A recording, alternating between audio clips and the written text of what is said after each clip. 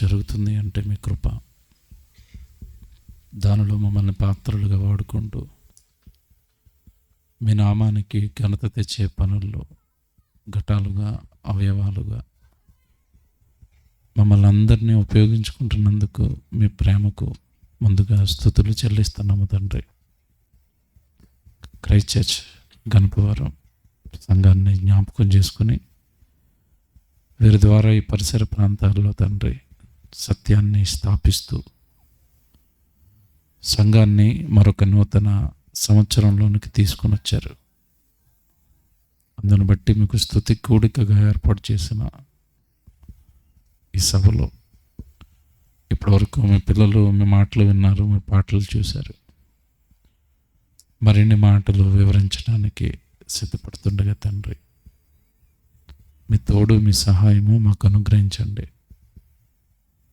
వచ్చిన మీ పిల్లలందరి హృదయాలకు అవసరమైన వాక్కులు మాకు అందించమని ప్రార్థిస్తూ ఏర్పాటు చేసిన సంఘాన్ని నడిపిస్తున్న నాయకుడు ప్రిన్సిపల్ గారు కిషోర్ గారిని జ్ఞాపకం చేసుకోమని, విచ్చేసిన నా తోటి జతపని వారు, ప్రిన్సిపల్స్, కోఆర్డినేటర్స్, అలాగే దైవజనులు అందరినీ జ్ఞాపకం చేసుకోమని క్రీస్తు వారి పరిశుద్ధమైన నామంలో ఈ ప్రార్థన అడుగుచున్నాము తండ్రి. ఆమేన్. పిల్లరా, మరి ముందుగా యానివర్సరీ జరుపుకుంటున్న క్రైస్ట్ చర్చ్ గణపవరం మరి కళాశాలకు సంఘానికి నా ప్రత్యేకమైన శుభాకాంక్షలు తెలియజేస్తూ మరి వాక్యపు పరిచర్య జరిగించడానికి ప్రాంతానికి, కళాశాలకు నన్ను ఆహ్వానించిన ప్రిన్సిపల్ గారు కిషోర్ గారికి ప్రత్యేకమైన వందనాలు తెలియజేస్తున్నాను. అలాగే వేదికను అలంకరించిన తోటి ప్రిన్సిపల్స్, సేవకులందరికీ ప్రత్యేకమైన వందనాలు. పిల్లరా, ఒక మంచి అంశాన్ని బైబిల్లో నుండి మనం నేర్చుకుంటాం. నమ్మిన నీతిమంతుడివా, మించిన భక్తుడివా. చాలా జాగ్రత్తగా ఆలోచిస్తే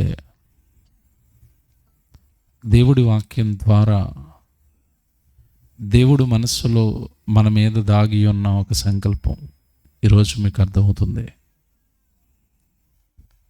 ఈరోజు భూమి మీద క్రైస్తవ్యం నానాటికి విస్తరిస్తుంది అని వింటున్నప్పుడు ఆనందపడుతున్నాం ఒక పక్క. మరో పక్క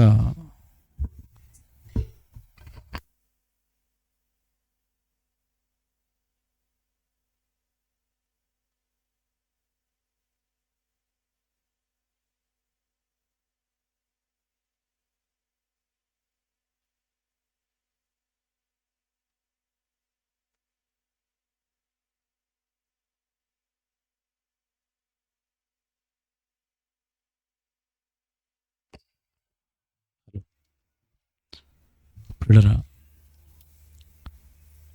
క్రైస్తవ్యం విస్తరిస్తుంది అని వింటున్నప్పుడు సంతోషపడుతూనే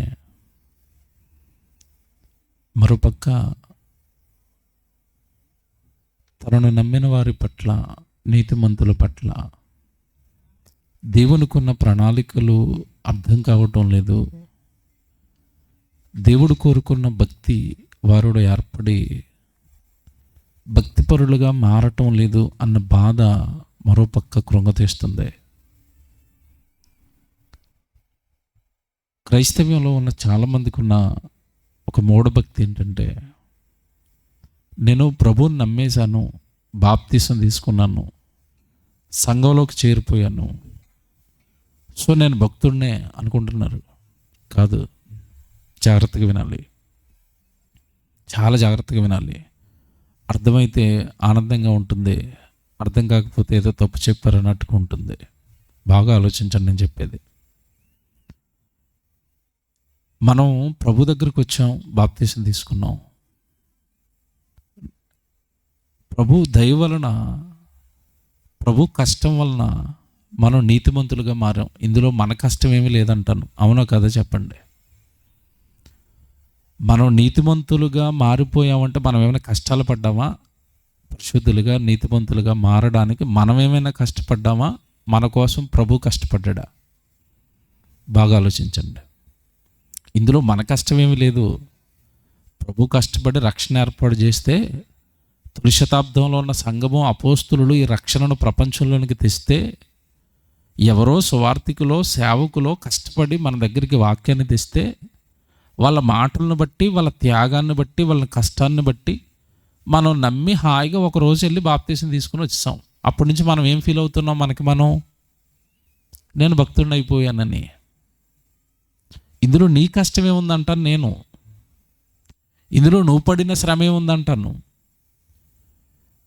నీ నీతిమంతుడుగా నువ్వు పరిశుద్ధుడిగా మారటం వెనకాల నీ శ్రమ ఏమి లేదు, నీ కష్టమేమి లేదు. ప్రభు కష్టం, ప్రవక్తల కష్టం, అపోస్తుల త్యాగాలు, తొలి శతాబ్దంలో ఉన్న ఆ సంఘం యొక్క త్యాగాలు, ప్రస్తుతం కష్టపడుతున్న సేవకుల త్యాగాల వలన మనం రక్షణలోకి వచ్చాం తప్ప, ఈ రక్షణ పొందుకోవడానికి మనం పడిన కష్టమే ఉంది. నీటిలో మునిగి బాప్తీసం తీసుకోవడం చాలా కష్టం అన్న వాళ్ళు చేయొద్దండి ఒకసారి. కష్టమా? ఇది మన కష్టంతో మనం సంపాదించింది కాదండి. బైబిల్ చెప్తున్నాను నేను, కేవలం ఇదంతా దేవుని కృప, గ్రేస్. ఎఫెసీయులకు రాసిన పత్రిక, బైబిల్ చూపిస్తాను నేను. ఎఫెసీయులకు రాసిన పత్రిక 2వ అధ్యాయం 4వ వచనం 5వ వచనం చదువుదాం. ఎఫెసీయులకు రాసిన పత్రిక 2వ అధ్యాయం 4వ వచనం చదువుతున్నారు. పైన మీరు మొదటి వచనం నుంచి చదివితే, అంటే కొత్తవారు ఉంటే మీరు జాగ్రత్తగా రాసుకోండి. మొదటి వచనం నుంచి, మొదటి వచనంలో దేవుడు ఏం చెప్పాడు అంటే, మీ అపరాధముల చేతను మీ పాపముల చేతను మీరు చచ్చిన వారై ఉండగా అన్నాడు. ఒకప్పుడు మనం ప్రభు దగ్గరికి రాకమునుపు, దేవుడెవరో తెలియక మునుపు, మనల కన్న తండ్రి ఒక ఆయన ఉన్నాడు, మన కొరకు ప్రాణం పెట్టిన మా ప్రభు ఒక ఆయన ఉన్నాడు అని మనకు తెలియక మునుపు మన లోకంలో చాలా పాపాలు చేసాం, ఆత్మీయంగా చచ్చిపోయాం పాపాల చేత, అపరాధాల చేత. అలా చచ్చిపోయిన మనల్ని మనం ఏమైనా కష్టపడి బ్రతికేసామంటే కాదు. అలా అపరాధాల చేత, పాపముల చేత మనము చచ్చిన వారమే ఉండగా ఆయన మిమ్మును క్రీస్తుతో కూడా ఎవరు బ్రతికించారు? ఆయన తండ్రి బ్రతికించాడు క్రీస్తుతో.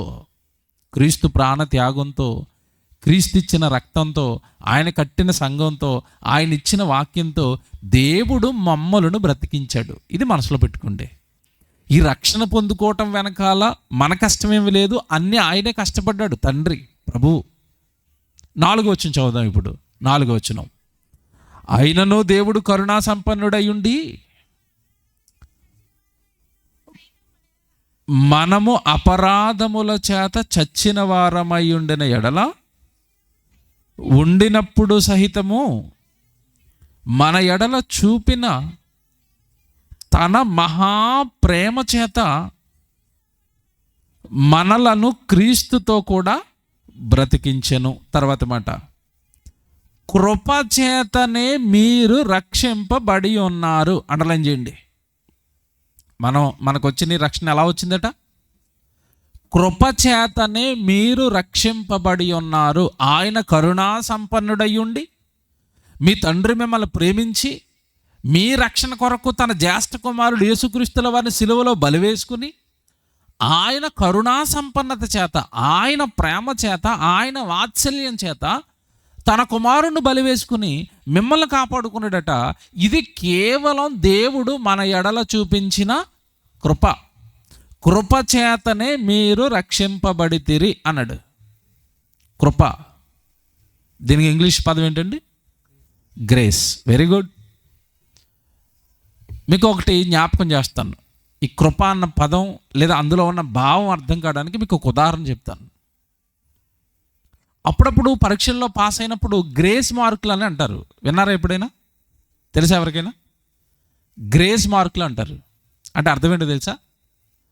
పేపర్ తిద్దుతున్న మాస్టరు 100 మార్కులకి ఎంత వస్తే పాస్ అవుతాడు స్టూడెంట్? 35 వస్తే పాస్ అవుతాడు. మాస్టర్ పేపర్ దిద్దుతున్నాడు ఇలాగా, ఈ డమ్మి క్యాండిడేట్ పైన రాసాడు 4. అన్నీ దిద్దుకుంటా 1 మార్కు, 1/2 మార్కు, 4 మార్కులు, 3 మార్కులు వేసుకుంటా పోయాడు. చివరి వరకు పేపర్ అయిపోయింది. మొదటి నుంచి లెక్కకుండా వచ్చాడు. అలాగే కదా లెక్క పెడతారు. 1 మార్కు, 4 మార్కులు, 5 మార్కులు లెక్క పెడితే చివరికిడికి 34 మార్కులు వచ్చాయి. ఫెయిలా పాసా? ఫెయిల్. మాస్టర్ అప్పుడు మంచోడైతే కరుణిస్తాడు, వాడిని కనికరిస్తాడు. నిజానికి వాడికి పాస్ అయ్యే హక్కు లేదు, ఫెయిల్ క్యాండిడేట్ వీడు. అప్పుడు ఏం చేస్తాడంటే మాస్టరు పాప 1 మార్కు వస్తే వీడు పాస్ అయిపోతాడు కదా అని వెనక్కి వెళ్తాడు మళ్ళీ వీడి కోసం. నిజానికి ఫెయిల్ క్యాండిడేట్, ఫెయిల్ అయిపోయాడు. అయినా సరే వీడి మీద ప్రేమతో వెనక్కి వెళ్తాడు పేపర్ దగ్గరికి. వెనక్కి వెళ్ళి ఎక్కడైనా కొంచెం బాగా రాస్తే, ఎక్కడైనా కొంచెం స్పెల్లింగ్ మిస్టేక్లు లేకుండా రాసిన చోట 1/2 మార్క్ యాడ్ చేసుకుంటూ వస్తాడు. అక్కడ 1 అర, ఇక్కడ 1 అర యాడ్ చేస్తే చివరికి అది ఎంత అయింది? మళ్ళీ 35 అయింది. పోరా నీకు గ్రేస్ మార్కులు అంటాడు. అంతే, పాస్ అయిపో, నా పేరు చెప్పుకోక జీవితకాలం. మీకు అర్థమైందా గ్రేస్ మార్కులు అంటే? ఫెయిల్ అయిపోయే వాడిని కృప చూపి, ప్రేమ చూపి పాస్ చేయడాన్నే ఏ మార్క్స్ అంటారు? గ్రేస్ మార్కులు. ఇప్పుడు చెప్పండి, రక్షణలోనికి మనం మన యొక్క సంపూర్ణమైన పరిశుద్ధతతో, పవిత్రతతో, నీతితో, న్యాయంతో దేవుడి దగ్గర రక్షింపబడ్డామా? మన మీద కూడా దేవుడు ఏం చూపించాడట? కృప. అసలు మనకి సంఘంలో కూర్చునే హక్కు లేదు, బైబిల్ పట్టుకునే హక్కు లేదు, తండ్రి అని దేవుని పిలిచే హక్కు లేదు. ఈ భాగ్యాలన్నీ నీకు కలిగింది నీ గొప్పతనం కాదు, నీ ఖ్యాతి కాదు, నువ్వో భూమి మీద చేసేసిన మంచి ధర్మకార్యాలు కాదు. కృప చూపాడు నీ మీద, నా మీద కృప చూపాడు. మన జీవితాలు ఆయన పరిశుద్ధమైన వాక్యాన్ని పట్టుకోవడానికి కానీ, చెప్పడానికి కానీ, ఆయన తండ్రి అని పిలవడానికి కానీ అర్హత లేని బ్రతుకులైతే మనవి. మన మీద ప్రేమ చూపి, కృప చూపి, మన దగ్గరికి ఆయన రక్షణ పంపించి, మన దగ్గరికి ఆయన కుమారుని పంపించి సిలువలో చంపుకొని ఆయనే కోరుండి మన పాపాలన్నీ కడిగి మిమ్మల్ని పాస్ చేస్తున్నాను, మిమ్మల్ని రక్షించాను, మిమ్మల్ని ప్రేమించాను, సంఘంలోకి వెళ్ళి యథార్థంగా ఉండండి, నా వాక్యం పట్టుకుని చక్కగా నీతిగా న్యాయంగా భూమి మీద బ్రతకండి అని పాస్ చేశాడు. ఆయన రక్షించాడు. కృపచేతనే మీరు రక్షింపబడతారు. చివరి మాట అదే. ఇది మనసులో పెట్టుకోండి. చివరి వరకు ఇది మనసులో పెట్టుకోండి. అంటే ఈరోజు మనం పొందుకున్న రక్షణ మన గొప్పతనం ఏమీ కాదు. బాగా వింటున్నారా? ఇది మన గొప్పతనం కాదు, కేవలం దేవుడు మన మీద చూపిన కృప. మనసులో పెట్టుకోండి.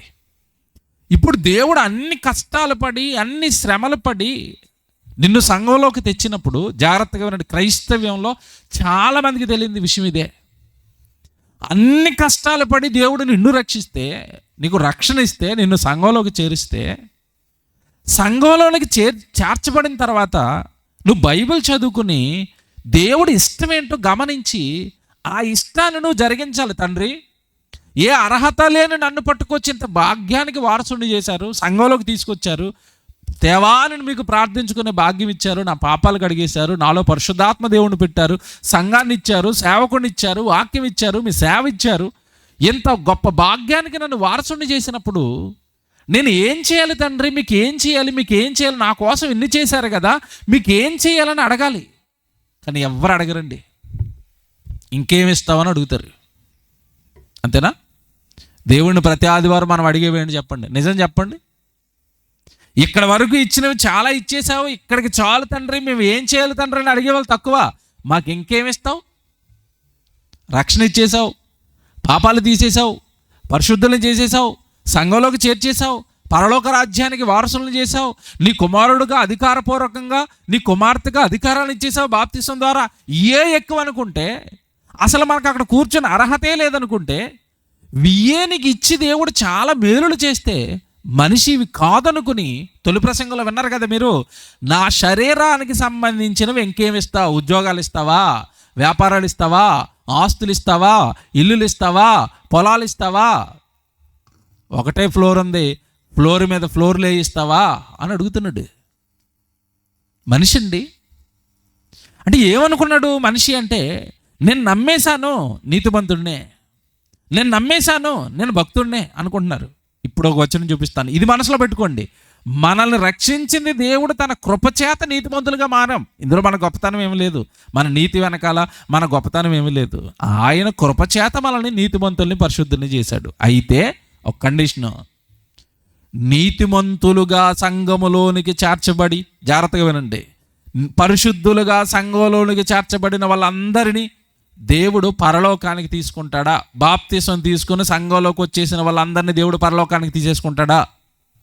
చనిపోయిన తర్వాత ఈ రక్షణ చివరి వరకు అందరిలోనూ నిలబడుతుందా అంటే ప్రశ్న.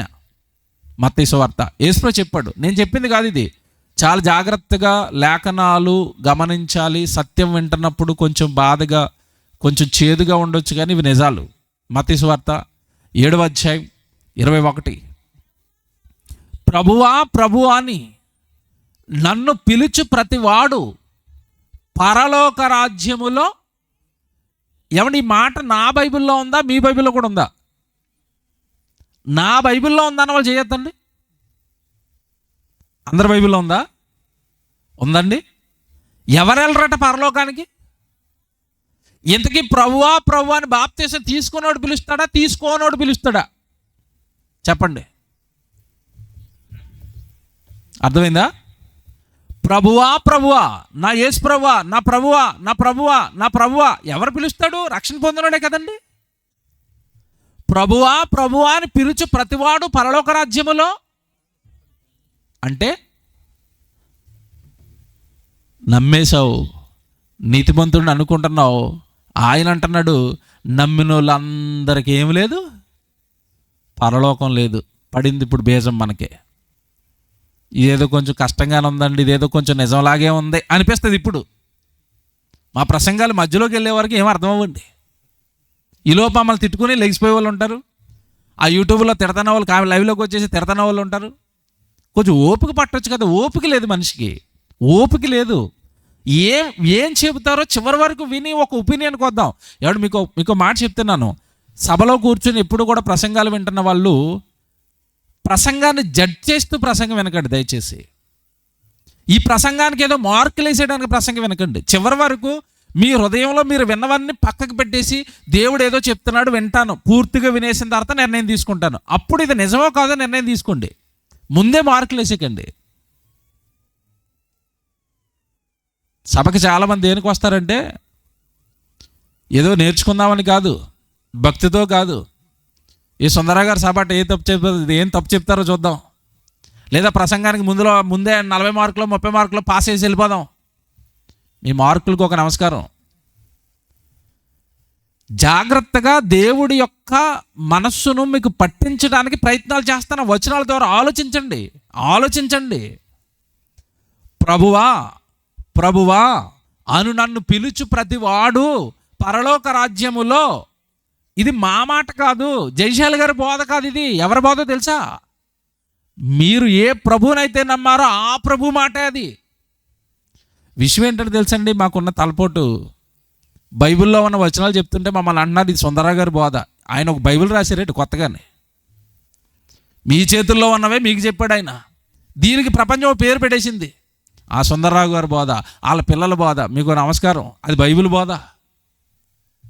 ఆయన ఏమో కొత్త బైబిల్ రాసి ఇవ్వలేదు. అందుకే నేను ఇందాక డైలాగ్ వేశాను, నా బైబిల్లోనే ఉందా, పొరపాటున మీ బైబిల్లో కూడా ఉందా అంటే మీ బైబిల్ ఉందా? మీ బైబిల్లో ఉందా? ఇప్పుడు ఇది యేసుప్రభు బోధ, బైబిల్ బోధ, సుందరరావు గారి బోధ? మీరు చెప్పండి. మా మీద ఒక నిందండి పిల్లరా, వద్దండి ప్లీజ్, ప్రేమతో చెప్తున్నాం.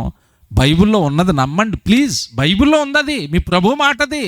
మీరు నమ్మినంత మాత్రాన ఆదివారం గుడికి వెళ్ళి వచ్చేస్తాను, మేము బాప్తీసం తీసుకున్నాం, మేము పరలోకం వెళ్ళిపోతాం. ప్లీజ్ ఆ మూఢ నమ్మకంలో, మూఢ భక్తిలో ఉండొద్దు. ప్రభు కన్ఫర్మ్ చేశాడు అక్కడ, ప్రభువా అను నన్ను పిలుచు ప్రతివాడు పరలోక రాజ్యములో ప్రవేశింపడు. మరి ఏం చేయాలి ప్రభు అంటే, నమ్మేసినంత మాత్రాన, నీతిమంతుడిగా మారిపోయినంత మాత్రాన, పరిశుద్ధుడిగా సంఘంలోకి చేర్చబడినంత మాత్రాన పరలోకం లేదంటున్నా. మరి ఏం చేయాలి ప్రభు అంటే వెంటనే ఆయన చెప్తాడు. అక్కడ వెంటనే కంటిన్యూషన్లో ఉంటుంది అక్కడ, పరలోకమందున్న నా తండ్రి చిత్తము చొప్పున చేయువాడే. ఇప్పుడు పిలిచేవాడు వెళ్తాడా, చేసేవాడు వెళ్తాడా? చెప్పండి. పిలిచేవాడు వెళ్తాడా, చేసేవాడు వెళ్తాడా పరలోకానికి? అక్కడ 2 బ్యాచ్ల కింద విడగొట్టాడు నమ్మిన వాళ్ళని. ప్రభువా అని పిలిచేవాళ్ళు కొంతమంది అట, తండ్రి చిత్త ప్రకారం చేసేవాళ్ళు కొంతమంది అట. పిలిచేవాడు వెళ్ళడట, చేసేవాడు వెళతాడట. పిలవటం అంటే ఏంటో మీకు ప్రత్యేకంగా చెప్పనవసరం లేదు. ఏంటది? ప్రార్థన.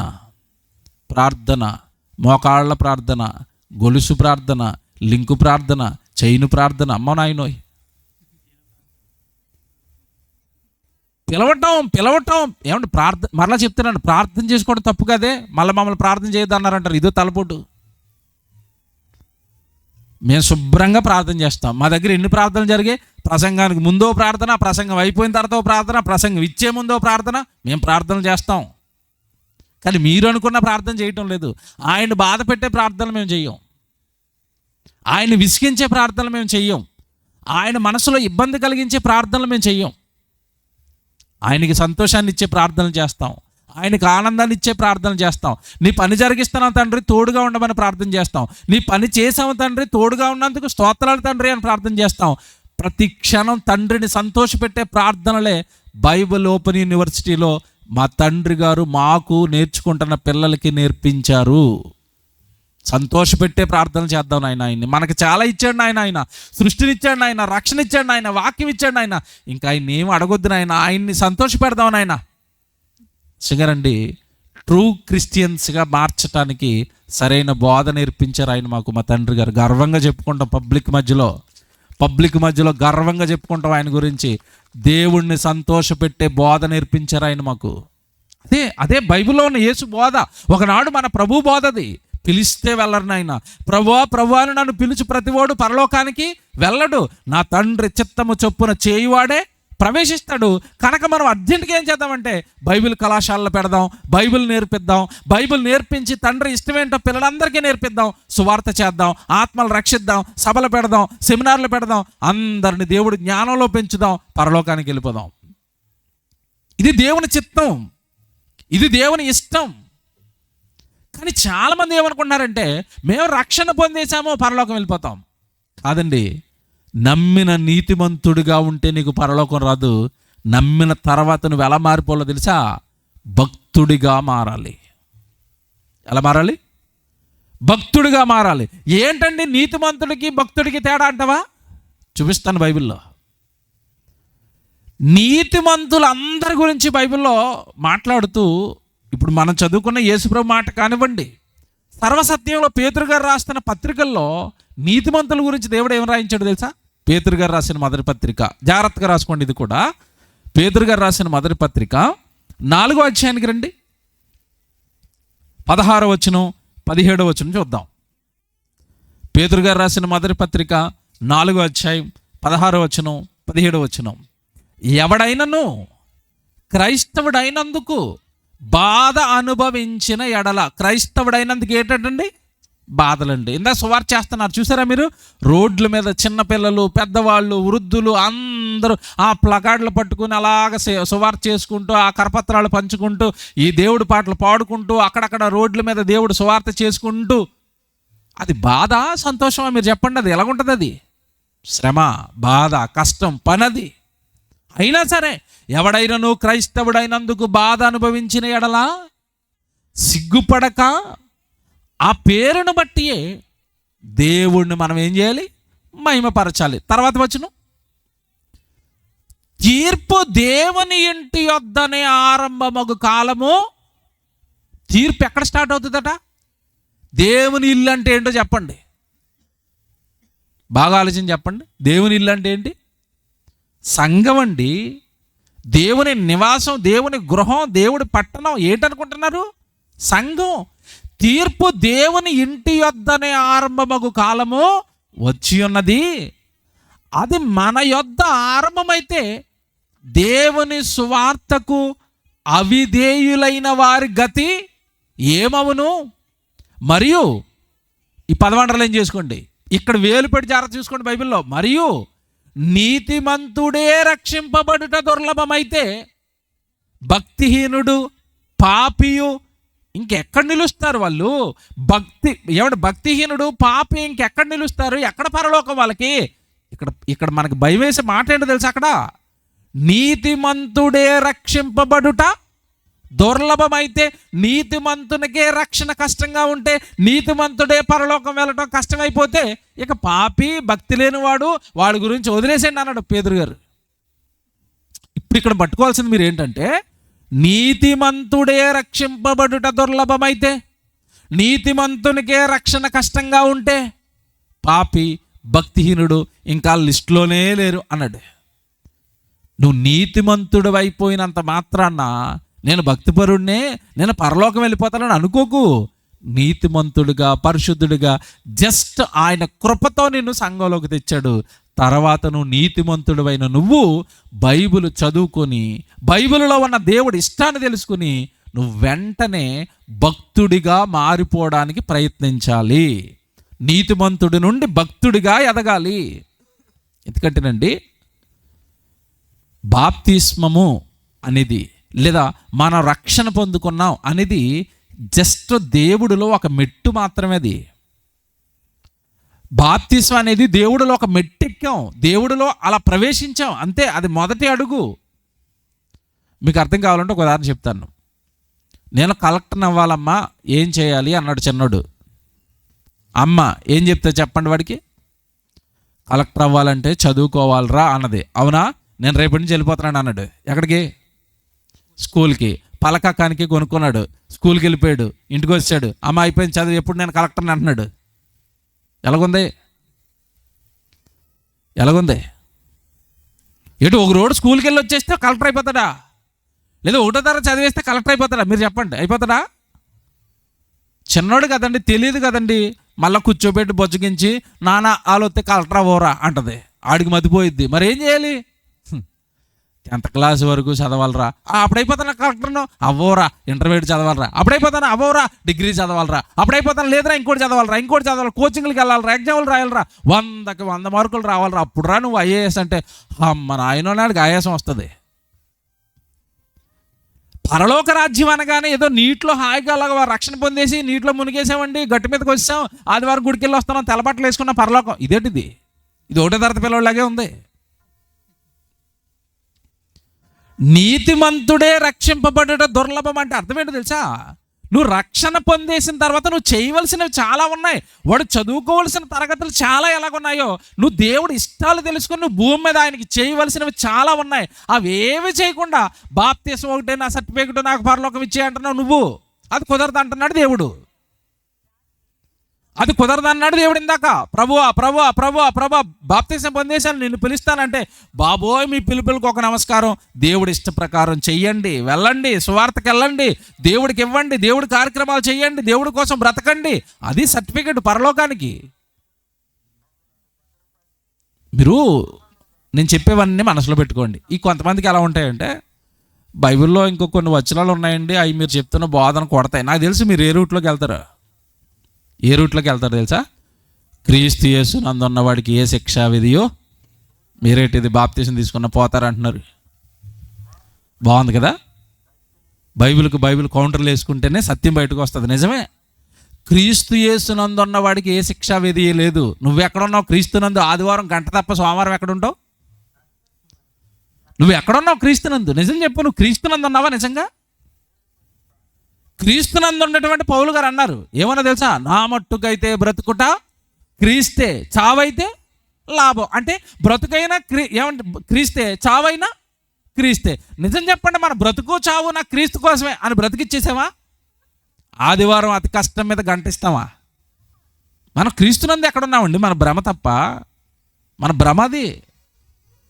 నేను చాలా జాగ్రత్తగా మాట్లాడుతున్నాను. మీలో చాలామంది అనుకోవచ్చు, మరి ఈ మాటలు వింటే మా విశ్వాసం పెరుగుతుందండి అంటే నేను దానికి ఏం ఆన్సర్ చెప్పలేను. అంటే ఉన్న భక్తి ఊడిపోయేలాగా ఉందని అనుకుంటారేమో. మీ బాప్తిసం తీసుకోవడం తప్పు అంటం లేదు, మీరు గుడికి వెళ్ళడం తప్పు అంటం లేదు. అది చాలదు అంటున్నాను, బాగా అర్థం చేసుకోండి. అది చాలదు. ఇది బైబిలు. నేను ప్రశ్న వేస్తాను, బాగా ఆలోచించుకోండి. బాప్తిసం తీసుకున్న వాడిని దేవుడు నరకంలో వేస్తాడా వేయడా? బాగా ఆలోచించి ఆన్సర్ చెప్పండి. సైలెంట్గా ఉన్నారు అందరూ. చివరి మాట్లాడినా నాకు వినపడుతుంది, చివరోళ్ళు అయినా మాట్లాడచ్చు. బాప్తిసం తీసుకున్న వాళ్ళని నరకంలో దేవుడు వేయడా వేస్తాడా? వేసే అవకాశం ఉందా లేదా? ఉందా? Very good. ఉంది అని మనం ఎలా రూఢిపరుచుకుంటామంటే బైబిల్లో ఉంది. బైబిల్లో ఉంటే రూఢిపరచుకోవాలా. కొరింథీయులకు రాసిన మొదటి పత్రిక, బైబిల్ తీయండి. కొరింథీయులకు రాసిన మొదటి పత్రిక. నేను ఇది ఎందుకు చెప్తున్నానంటే, మన బాప్తిస్మము రక్షణ పొందామన్నది మీకు సరిపోదు మీ భక్తి జీవితానికి. అలా చాలామంది తీసుకున్నారు బైబిల్లో, కానీ వాళ్ళు దేవుళ్ళో నిలబడలేదు. కొరింథీయులకు రాసిన మొదటి పత్రిక 10వ అధ్యాయం మొదటి వచనం. కొరింథీయులకు రాసిన మొదటి పత్రిక 10వ అధ్యాయం మొదటి వచనం. సహోదరులారా, ఈ సంగతి మీకు తెలియకుండా నాకు ఇష్టం లేదు. సహోదరులారా అంటే ఎవరికి చెప్తున్నాడు చెప్పండి? ఇది బాప్తిసం తీసుకున్న వాళ్ళకా, తీసుకున్న వాళ్ళకే, సంఘానికి చెప్తున్నాడు. రక్షణ పొందిన వాళ్ళకి చెప్తున్నాడు సహోదరులారా అని. రక్షణ పొందిన వాళ్ళతో చెప్తున్నాడు పౌలు గారు, సహోదరులారా, బాప్తిసం పొందిన వారులారా, రక్షణ తీసుకున్న వారులారా, ఈ సంగతి మీకు తెలియకుండా నాకు ఇష్టం లేదు. అదేమనగా, మన పితరులు అనగానే మన పూర్వీకులు, దేవుడిని నమ్మిన వాళ్ళు, దేవుడి సంఘం, ఒకనాటి దేవుడి ప్రజలు, ఇశ్రాయేలీలు, మన పూర్వీకులు అంటే వాళ్ళు, మన పితరులందరూ మేఘం కింద ఉండిరి. వారందరూ సముద్రంలో నడిచిపోయారు. అందరూ మోషేను బట్టి మేఘములోను సముద్రములోను బాప్తిస్మము పొందిరి. అండర్లైన్ చేయండి. వాళ్ళు ఏం పొందేశారు? ఎవరు వీళ్ళు? ఇశ్రాయేలులు. కొన్ని లక్షల మంది వాళ్ళు ఏం పొందుకున్నారు? బాప్తిస్మం పొందుకున్నారు. మీరు ఇక్కడ డౌట్ రావాలి, బాప్తిస్మం ఇచ్చి యోహాన్తో కదండి స్టార్ట్ అయింది. వాళ్ళు ఎలా బాప్తిస్మం తీసుకున్నారంటే, ఎవడు బాప్తిస్మము అన్న పదానికి అర్థం ఏంటంటే రక్షింపబడటం, రక్షణ. రైట్? మనకి నీటిలో మునగటం ద్వారా దేవుడు పెట్టిన ఆజ్ఞ ప్రకారం మనకి రక్షణ వస్తే మనల్ని రక్షించుకుంటే, ఒకప్పుడు ఇశ్రాయేలును కూడా దేవుడు రక్షించాడు. ఎలా రక్షించాడు? వెనకాల ఫరో సైన్యం తరుముతుంది, ముందు ఏం అడ్డొచ్చింది? ఎర్ర సముద్రం అడ్డొచ్చింది. వాళ్ళు చచ్చిపోతారు. నిజానికి ఆ చచ్చిపోయే వాళ్ళని రక్షించాడు. దేని ద్వారా రక్షించాడు? సముద్రాన్ని పాయలుగా చేసి ఆరిన నేలను ఏర్పాటు చేసి సముద్రంలో దాని మీద నుంచి నడిపించుకుంటూ తీసుకెళ్ళి వాళ్ళని ఏం చేశాడు? రక్షించాడు. మేఘం వలన రక్షించబడ్డారు, సముద్రం వలన రక్షించబడ్డారు. వాళ్ళు బాప్తిసం తీసుకున్నారంటే రక్షణ పొందారు, వాళ్ళు రక్షించుకున్నారు అని అర్థం.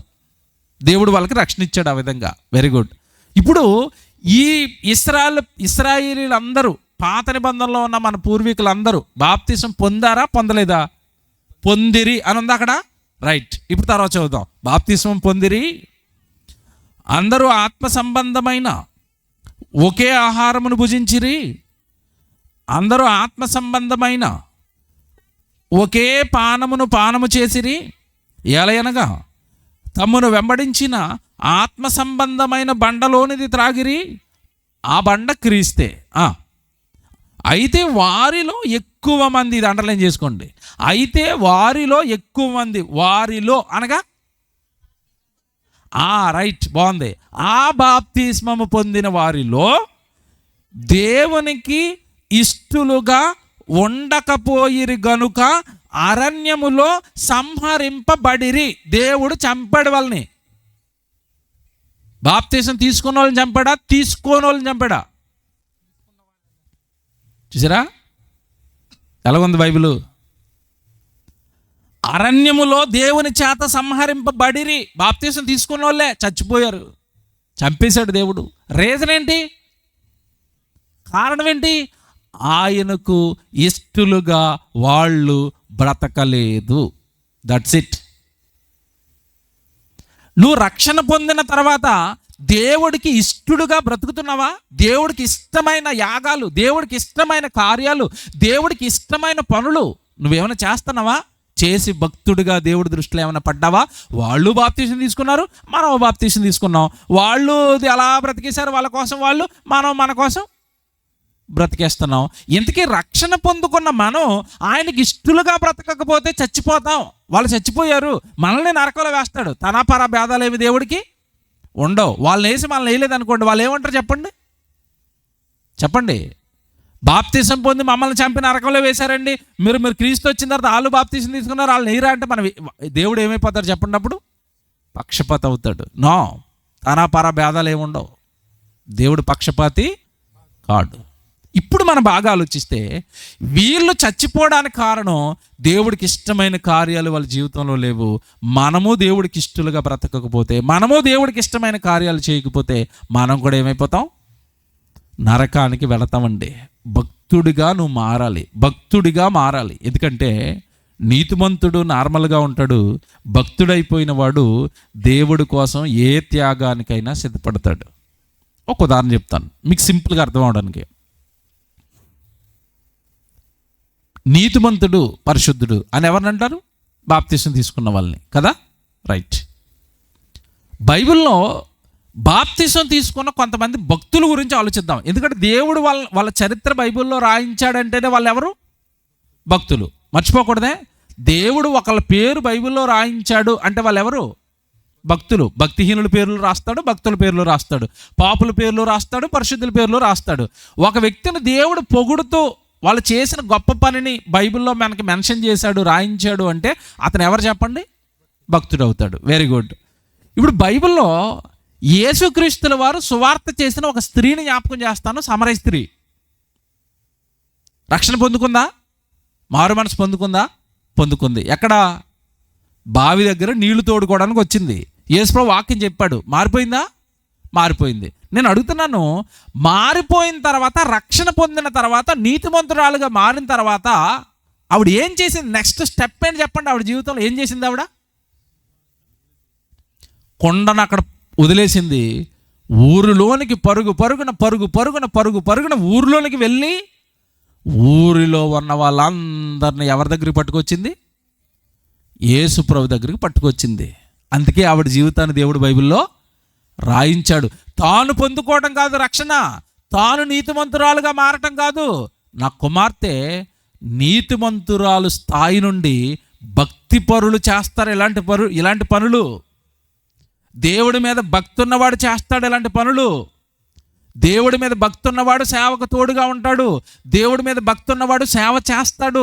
దేవుడి మీద భక్తి ఉన్నవాడు దేవుడి పనిలో ఉంటాడు. దేవుడి మీద భక్తి ఉన్నవాడు దేవుడి కొరకు ఏదో ఒకటి చెయ్యాలని ఆలోచిస్తాడు.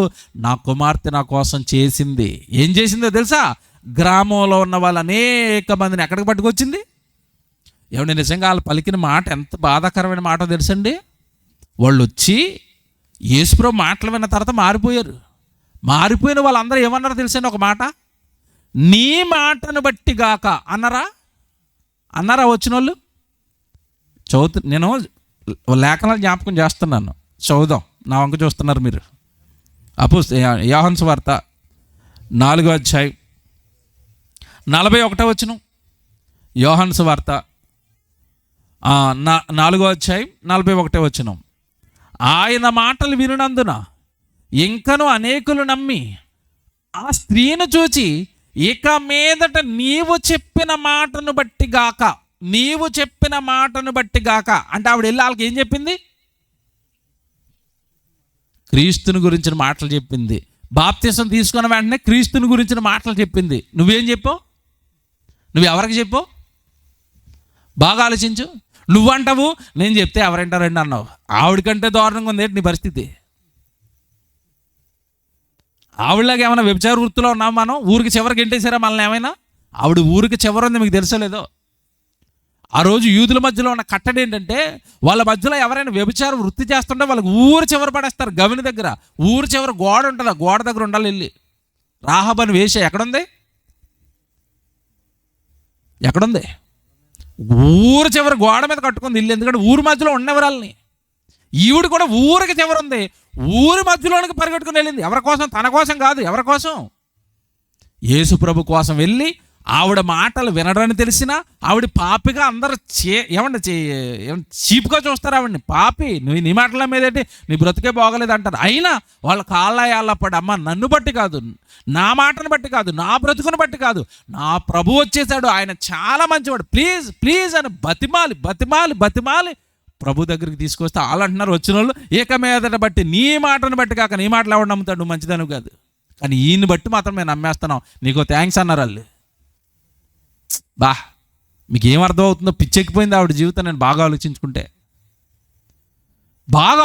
మీరు మీ స్థితి బాగుంది, మీ కుటుంబం బాగుంది, మీరు చక్కగా మంచి స్థితిలో దేవుడు మిమ్మల్ని, మీ కుటుంబాలను, మీ పరిస్థితులను పెట్టాడు. మనం ఎవరికీ సువార్త చేయమండి, కానీ ఏమని ఫీల్ అవుతుందో తెలుసా?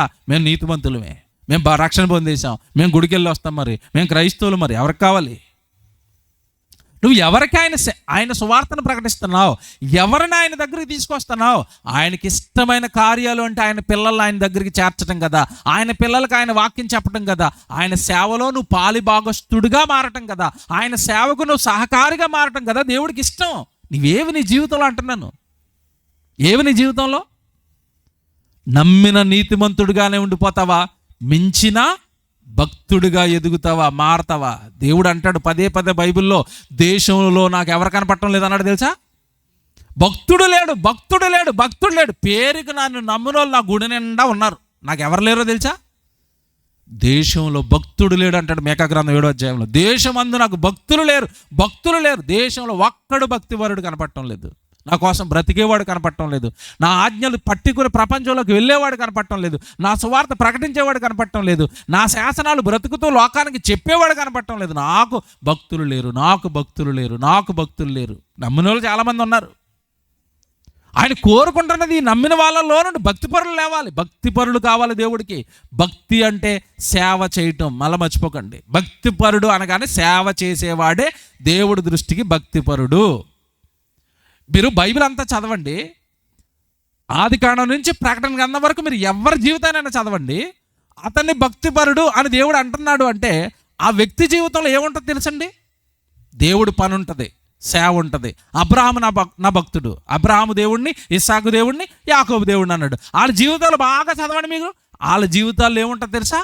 దేవుడి సేవ ఉంటుంది. బలిపీఠాలు కట్టారు ఆ రోజుల్లోనే వాళ్ళు, దేవుడి గురించి సువార్త చెప్పారు ఆ రోజుల్లోనే వాళ్ళు.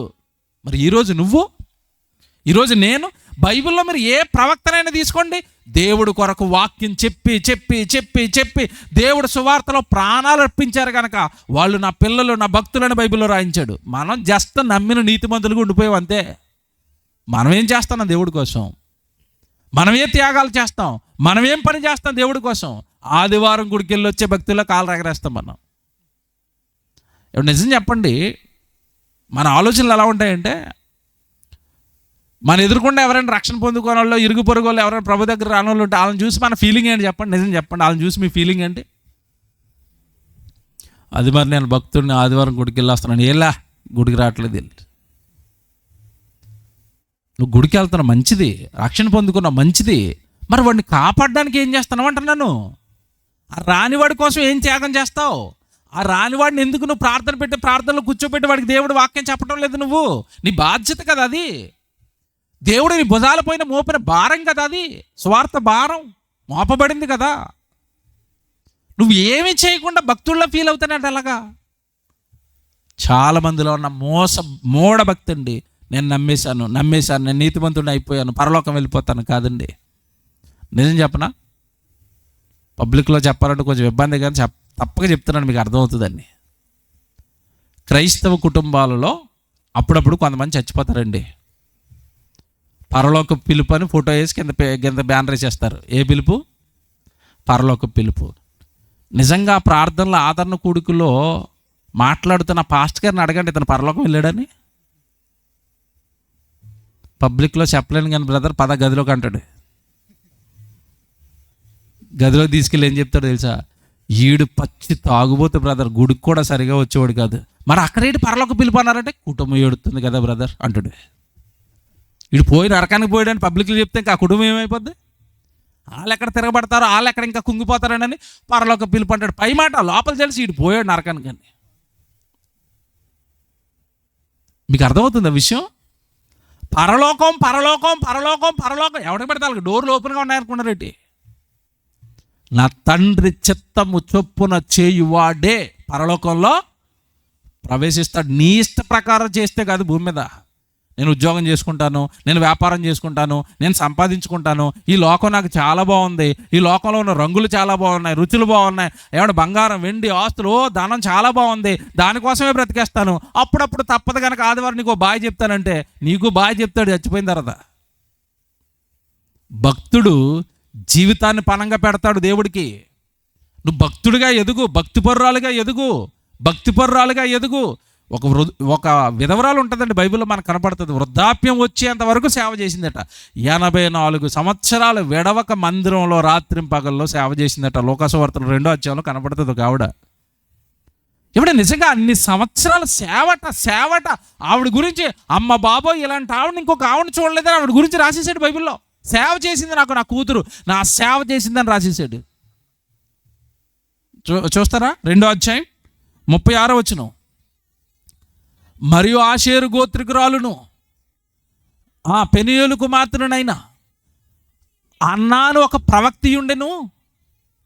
ఆమె కన్యత్వం మొదలు 7 ఏండ్లు పెనిమిడితో సంసారము చేసి బహుకాలము గడిచినదై ఎంతండి 84 సంవత్సరాలు విధవరాలయ్యుండి, అంటే మరలా పెళ్లి చేసుకోక, కుటుంబం అనక, లోకం అనక, సంపాదన అనక, ఆ 84 సంవత్సరాలు విధవరాలయ్యుండి దేవాలయమును విడువక ఉపవాస ప్రార్థనలతో రేయింపగళ్ళు సేవ చేసింది. ఈవిడ భక్తిపరురాలు. సహజంగా 7 సంవత్సరాలకి భర్త చచ్చిపోతే ఏ స్త్రీ అని ఏం కోరుకుంటా చెప్పండి? భర్త చచ్చిపోయిన తర్వాత పెళ్లి చేసుకోవద్దని దేవుడు ఏమైనా ఆజ్ఞ రాశాడా? భర్త ఉండగా చేసుకోవద్దు అన్నాడు. ఇప్పుడు ఉన్నోళ్ళే ఆగట్లేదు కదండి. ఈవిడికి భర్త చచ్చిపోయాడు, చేసుకోవడానికి బైబిల్ రైట్ ఇచ్చింది. భర్త బ్రతికి ఉండగానే ధర్మశాస్త్రానికి బద్ధురాలు. భర్త చచ్చిపోతే విడుదల చేసుకోవచ్చు, వివాహం చేసుకోవచ్చు. అయినా సరే భర్త చచ్చిపోయిన మరొక పురుషుడి వైపు చూడకుండా తన జీవితం అంతా పనంగా పెట్టి 84 సంవత్సరాలు దేవాలయాన్ని విడిచిపెట్టక రాత్రి పగళ్ళు దేవాలయంలోనే ఉండి దేవుడికి ఏం చేసిందట? సేవ. ఈవిడ నీతిమంతురాలా, భక్తిపరురాలా? భక్తి భక్తి భక్తి భక్తి భక్తిపరుల జీవితంలో సేవ ఉంటుంది. భక్తిపరుల జీవితంలో దేవుడి సన్నిధి ఉంటుంది, దేవుడి సేవ ఉంటుంది, దేవుడి సువార్త ఉంటుంది, దేవుడి కొరకు పనులు ఉంటాయి. నీ జీవితంలో ఏమున్నాయి? నీ పనులు తప్ప దేవుడి పనులు ఏమున్నాయి? ఆవిడ జీవితం అండి 84 సంవత్సరాలు స్కాన్ చేస్తే ఆవిడ జీవితాన్ని మొత్తం దేవుడి సేవే కనపడుతుందట. మన జీవితాన్ని స్కాన్ చేసినట్టు కూడా దేవుడు ఆదివారం అతి కష్టం మీద గంట, అది కూడా పెళ్ళిళ్ళు రాకపోతే, పెళ్ళిళ్ళ సీజన్లో ఆ గంట కూడా ఉండదు. మళ్ళీ విందులు ఉంటాయి, వినోదాలు ఉంటాయి. ఎలాగండి మరి పాస్టర్ గారు రమ్మంటున్నారు? మా అక్క పెళ్ళి, అమ్మ నాయన. పనుల కాలంలోనండి పల్లెటూరులో చర్చిలకి వెళ్తేనండి చర్చిలన్నీ ఖాళీగా ఉంటాయండి. పాస్టర్ గారిని అడిగితే అంటున్నారు, పనుల కాలం కదా నాయన, రారు. అదిటది పని ఉంటే రారు, పెళ్ళుంటే రారు, ఏదైనా చిన్న తలపోటు వస్తే రారు, చిన్న కాళ్ళు లాగితే రారు, చిన్న నడునొప్పి వస్తే రారు, చిన్నగా వర్షం చినుకులు పడ్డాయంటే అసలు కనపడరు. ఎంత మంచి భక్తిపరులకి చచ్చిపోగానే దేవుడు ఏమి చేయాలా? వెల్కమ్ అనలా? వెల్కమ్ అనలా? నిజం చెప్పండి, ఈరోజు కనుక వర్షం పడితే ప్రార్థనకు వస్తానన్న వాళ్ళు చేయొద్దండి. ఇక్కడే ఉంటాం చాలామంది. వర్షం పడ్డప్పుడు అండి అది అసలు పెద్ద హుదు తుఫాన్లో చూస్తాడు, ఒక్కరు కనపడరండి సభలో. నిజం చెప్పండి, పెన్షన్ ఇస్తాను రోజు వర్షం వస్తే నేను వెళ్ళనన్న వాళ్ళు చేయొద్దండి. గొడుగు వేసుకుని, రెయిన్ సూట్ వేసుకుని, ఏమైనా గంబూట్లు దొరికితే కాళ్ళు గంబూట్లు వేసుకుని, అసలు ఎంత పకడ్బందీగా తుఫాన్ వచ్చినా సరే తుఫాన్లో ఈదుకుంటూ మరీ వెళ్తాం. ఎక్కడికి? పెన్షన్ అండి 1వ తారీఖు ఎత్తాడండి, 2 ఇవ్వడండి. తాజా వార్త, గట్టిగా చలిడితే కూడా రామంటున్నారట. ఏమండి? గట్టిగా చలేస్తే కూడా మేము ఎక్కడికి రాము? ప్రార్థనకి రాము, చర్చికి రాము. ఏమంటే వాళ్ళు ప్రాణాలు పెట్టారు బైబిల్లో భక్తులు, తెలుసా? ప్రాణాలు. స్టెఫన్ని రాళ్లతో కొడుతుంటే ఏమన్నాడు? రాళ్ళు వచ్చి తల మీద తగులుతున్నాయా, కన్ను మీద తగులుతున్నదా, ముక్కు మీద తగులుతుందా, మెదడు పగిలిపోద్దా? ఏమంటే శరీరంలో ఏ అవయవానికి తగిలినా ఆ రాళ్ళు ఇచ్చి కొడుతుంటే లాగండి, ఏ అవయవానికి రాయి తగిలి అవయవం చితికిపోతుందో తెలియదండి. కొడుతుంటే స్టెఫన్ అంటున్నాడు, బాబా మీకు దండం పెడతాను, రేపు సువార్త చేయను, నన్ను వదిలేయండి అన్నాడా?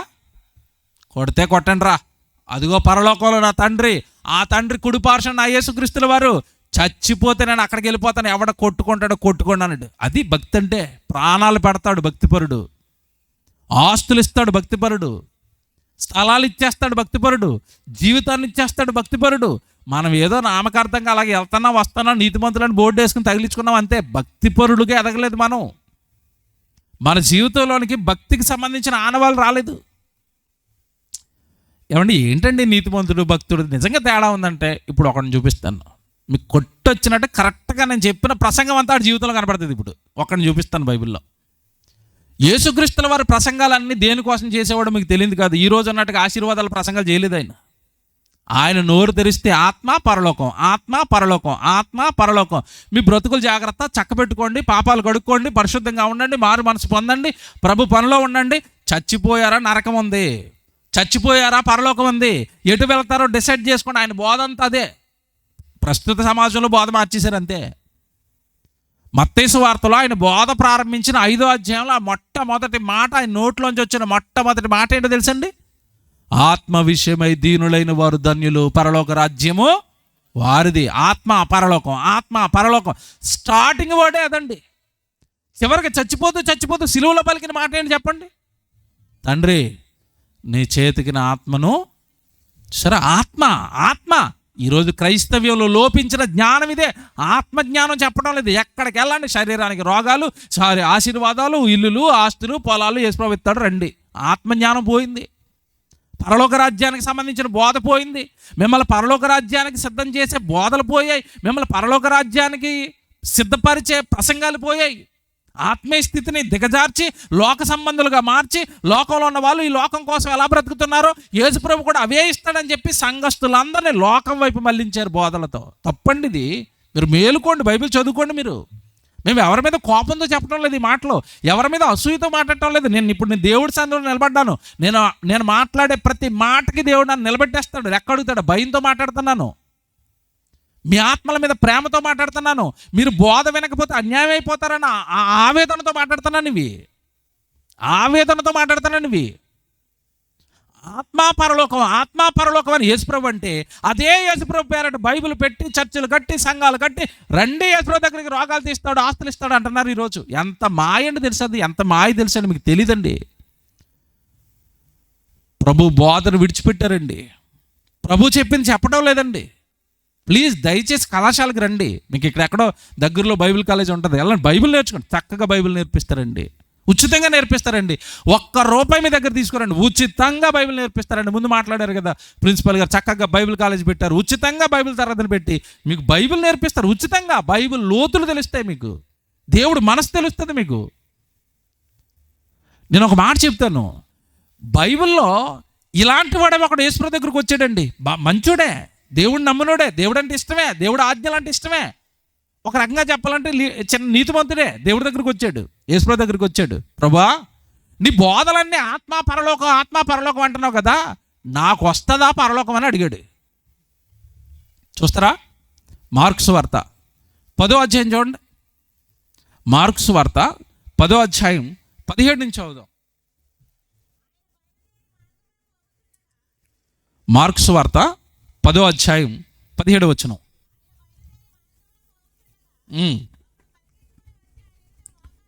ఒకడు పరిగెత్తుకుని వచ్చి ఆయన ఎదుట మోకాళ్ళు వేసాడట యేసుప్రభు దగ్గర. సద్బోధకుడా, నిత్య జీవానికి వారసుడు అవ్వాలి, నాకు పరలోకం కావాలి, నిత్య జీవమునకు వారసుడగుటకు నేనేమి చేయదునని ఆయన అడిగాను. యేసు, నన్ను సత్పురుషుడని ఎలా చెప్పుచున్నావు?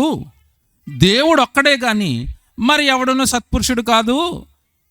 19వ వచనం. పరలోకం వెళ్ళాలంటే ఏం చేయాలి? నరహత్య చేయొద్దు, వ్యభిచారం చేయొద్దు, దొంగతనం చేయొద్దు, అబద్ధ సాక్ష్యాలు పలకొద్దు, మోసపుచ్చొద్దు, నీ తల్లిదండ్రులను సన్మానించుము అని ఆజ్ఞలు నీకు తెలియను కదా అని అతనితో చెప్పాను. ఏమంటే వాడితో చెప్తున్నాడు యేసుప్రభు, బాబు నన్ను ఎందుకు అడుగుతున్నా, పరలోకం వెళ్ళాలంటే ఏం చేయాలని, ఆజ్ఞలు పాటించాలని నీకు తెలీదా అన్నాడు. అంటే ముందు పరలోక రాజ్యానికి సిద్ధపడాలనుకునేవాడు ప్రాథమిక సూత్రాలు ఉన్నాయి, ప్రాథమిక ఆజ్ఞలు ఉన్నాయి, వాటిని పాటించాలి. ఒకవేళ వాటిని పాటిస్తే సెకండ్ క్లాస్కి వెళ్తాడు, నెక్స్ట్ ఏం చేయాలో చెప్తాడు. ఈ ఆజ్ఞలు పాటించాలి కదా మొదట అన్నాడు. ఇప్పుడు వాడంటున్నాడు, బోధకుడా, ఏమండి బోధకుడా, బాల్యము నుండి చిన్నతనము నుండి ఇవన్నీ నాకు తెలుసు అన్నాడా, అనుసరిస్తున్నాను అన్నాడా? అంటే అర్థం ఏంటి? నేను చిన్నప్పటి నుంచి వీటి ప్రకారమే బ్రతుకుతున్నాను, చిన్నప్పటి నుంచి ఈ ఆజ్ఞలు పాటిస్తున్నాను అన్నాడు. మనం ఆజ్ఞలు వింటామా, పాటిస్తామా? చెప్పండి. శత్రువును ప్రేమించండి, ఎలాగుంది? మా యేసుప్రభు చెప్పాడు మరి అని చప్పట్లు కొడతాం. నువ్వు ప్రేమించి చూద్దాం. ఇలాంటి ఎవరికైనా చెప్పండి అంటావు, కరెక్ట్గా పాటించి వచ్చే టైంకి. మనకి జాగ్రత్తగా ఉండండి, మనకి ఆజ్ఞలు తెలుసు, ఆజ్ఞలు బాగుంటాయని తెలుసు, బైబిల్లో యేసుప్రభు మాటలు సూపర్ అని తెలుసు, కానీ పాటిస్తావా అంటున్నాను. నిన్ను వల్లే నీ పొరుగువాడిని ఏం చేయాలి? ప్రేమించాలి. ప్రేమిస్తూ ఉండి మనం ప్రేమలు ఉండవు, జాలి ఉండదు, దయ ఉండదు, ఆజ్ఞ ప్రకారం వాక్యం పైన నిలబడిపోవాలన్న ఆ భయం లేదు. దేవుడు ఈ ఆజ్ఞ ప్రకారం, ఈ వాక్య ప్రకారం నిలబడకపోతే దేవుడు నన్ను ఏమన్నా విమర్శ దినాన్ని లెక్క అడుగుతాడేమో, ఈ భయం లేదు. మీరు బాగా ఆలోచించండి. వాడు నేను చిన్నప్పటి నుంచి ఈ ఆజ్ఞలోకి తెలుసు అనలేదండి. వాడు ఏమన్నాడు తెలుసా? అనుసరిస్తున్నాను అంటే అర్థం ఏంటి? చిన్నప్పటి నుంచి పాటిస్తున్నాను. ఏవి? నేను నరహత్య చేయలేదు, నేను వ్యభిచారం చేయలేదు, నేను దొంగతనం చేయలేదు, నేను అబద్ధ సాక్ష్యాలు పలకలేదు, నేను ఎవరిది ఏమీ దోచుకోలేదు, చిన్నప్పటి నుంచి బతుకుతున్నాను అన్నాడు. నిజంగా యేసుప్రభుకి చాలా ప్రేమ కలిగింది వాడి మీద, చాలా ఇష్టమైంది వాడి మీద. ఒరే నీకు చిన్నప్పటి నుంచి ఇవన్నీ తెలుసా? చిన్నప్పటి నుంచి ఇవన్నీ పాటిస్తున్నావా? Very good, very good. అక్కడ ఒక మాట ఉంటుంది చూడండి. వెంటనే యేసుప్రభు ఏమంటున్నాడు? అందుకు యేసుక్రీస్తుల వారు అతన్ని చూచి అతనిని ప్రేమించి వాడి మీద ఏం కలిగింది యేసుప్రభుకి? ఎందుకు కలిగింది?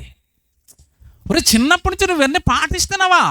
ఆజ్ఞలు పాటిస్తున్నావా చిన్నప్పటి నుంచి? ఐ లవ్ యూ, నేను ప్రేమిస్తున్నాను రా, పరలోకం వెళ్ళిపోతావు అనలేదు. అక్కడ ఎక్కడ పట్టుకోవాలా? ఆజ్ఞలు పాటిస్తున్నావు, బైబిల్ అంతా తెలుసు, నువ్వు పరలోకం వెళ్ళిపోతావు అనలేదు. నెక్స్ట్ ఇంకో స్టెప్ ఉందరా, అది పాటిస్తే పరలోకం వెళ్తావు. ఒక స్టెప్పే దూరంగా ఉన్నావు పరలోకానికి, ఒక్క స్టెప్ వేస్తావా అన్నాడు. ఏటి ప్రభువా చెప్తున్నాడు చూడండి. అందుకు అతన్ని ప్రేమించి నీకు ఒకటి కొదువుగా ఉన్నది. వాడికి ఎన్ని కొదువా? ఎన్ని కొదువు వాడికి? ఒకటే. మనకెన్ని? అన్నీ కొదువే. మనకు అన్నీ కొదువే, మనకు అన్ని లోపాలే, మనకి అన్ని వాక్య వ్యతిరేకమైన కార్యక్రమాలే, మనకి వాక్యాలు బాగా తెలుసు, ఒక్కటే పాటించాం. మనకి బాగా కొదువా, వాడికి మాత్రం ఒరే ఒక్కటేరా, ఒక్కటే సింగిల్, ఒక్కటే కొదువు ఉంది నీకు అన్నాడు. ఏటి ప్రభువా? నీవు వెళ్ళి నీకు చాలా ఆస్తుంది కదా, డబ్బు, నీకు కలిగినది అంతయు అమ్మేసి అదంతా బీదలకిచ్చేయి. అదంతా బీదలకిస్తే నీకు పరలోకంలో ధనం కలుగుతుంది. నీ వచ్చి నన్ను వెంబడించు, మన సువార్తకు పోదాం అన్నాడు. నా వైపు చూడాలి అందరూ. ఇక్కడే ఉంది కథ అంతా. ఇదే మన అస్సలు నచ్చని వచనం ఇదే. మనకి బైబిల్లో అన్ని వచనాలు నచ్చితే కానీ ఈ వచనం నచ్చదు. ఏ వచనం? నీ రాకపోకలేందు యెహోవా నిన్ను కాపాడును. బాగుందా సౌండ్? ఎలాగుంది? దానియేలును సింహభవనంలో కాపాడిన దేవుడు నిన్ను కూడా ఏం చేస్తాడు? కాపాడుతాడు. సౌండ్ ఎలాగుంది? బాగుంది. షడ్రక మెషక్ అబేద్నెగోలను కాపాడిన దేవుడు నిన్ను కూడా ఏం చేస్తాడు? కాపాడుతాడు. సౌండ్ ఎలాగుంది?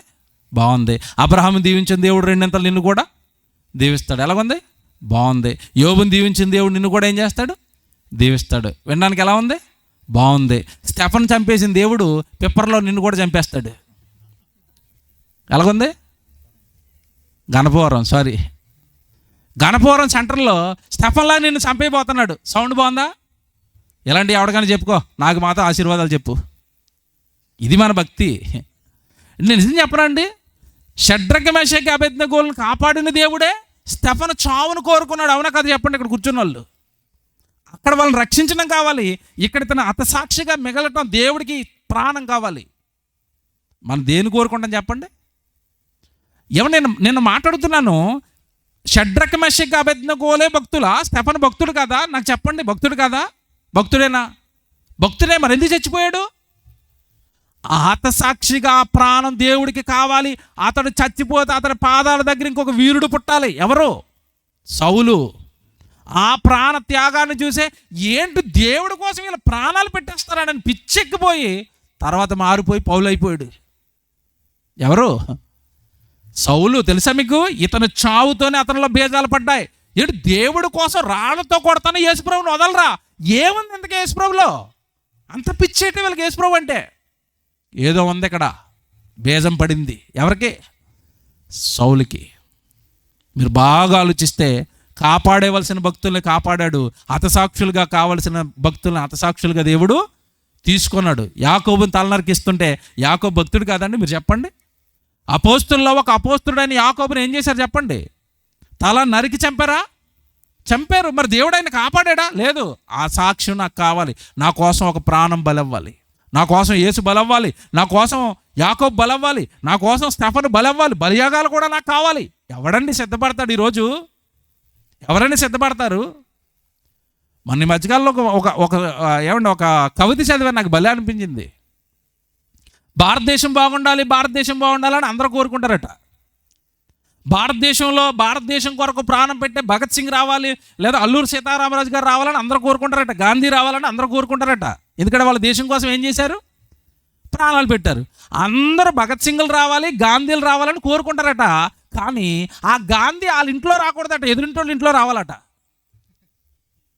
ఎలాగుంది మరి? వీళ్ళ ఇంట్లో వచ్చాడు అనుకోండి, వీళ్ళ కొడుకే గాంధీ అనుకోండి, దేశం కోసం ఏమైపోవాలా? చచ్చిపోవాలా. మా కొడుకు ఎందుకు చచ్చిపోవాలా? ఎరిగింటోడు కొడుకు చచ్చిపోవాలా, కానీ దేశం బాగుండాలా. చిచ్చి, ఇప్పుడు మన క్రిస్టియానిటీకి అప్లై చేయండి, మనకు అప్లై చేసుకుందామా? స్టెఫన్ చచ్చిపోతాడండి, మరి నువ్వు చచ్చిపోతావు, నాకెందుకు అవి? వాళ్ళు చిరస్థరాస్తులు అమ్మేశారండి, అపోస్తుల పాదాల దగ్గర పెట్టారండి సువార్త కోసం. నువ్వు పెడతావా? నేనెందుకు పెడతాను? వాళ్ళకి చప్పట్లు కొడతాను అంతే జీవితకాలం. చిచ్చి, బాగా టైటిల్ ఇప్పుడు ఎక్కిందా? నమ్మిన నీతిమంతుడివా, మించిన భక్తుడివా, ప్రాణం పెడతావా, ఆస్తులు ఇస్తావా, జీవితం ఇస్తావా, నీ జీవితంతో దేవుడి పనిని జరిగిస్తావా? వీడుని అన్నాడు, ఒరే నువ్వు ఆజ్ఞలు పాటిస్తున్నావు కదా, సరిపోదురా పరలోకానికి. నీ ఆస్తి నమ్మి బేదలకు ఇచ్చే, నీకు పరలోకంలో ధనం కలుగుతుంది. నువ్వు నన్ను వెంబడించు, సువార్తకి వెళ్ళిపోతుందా?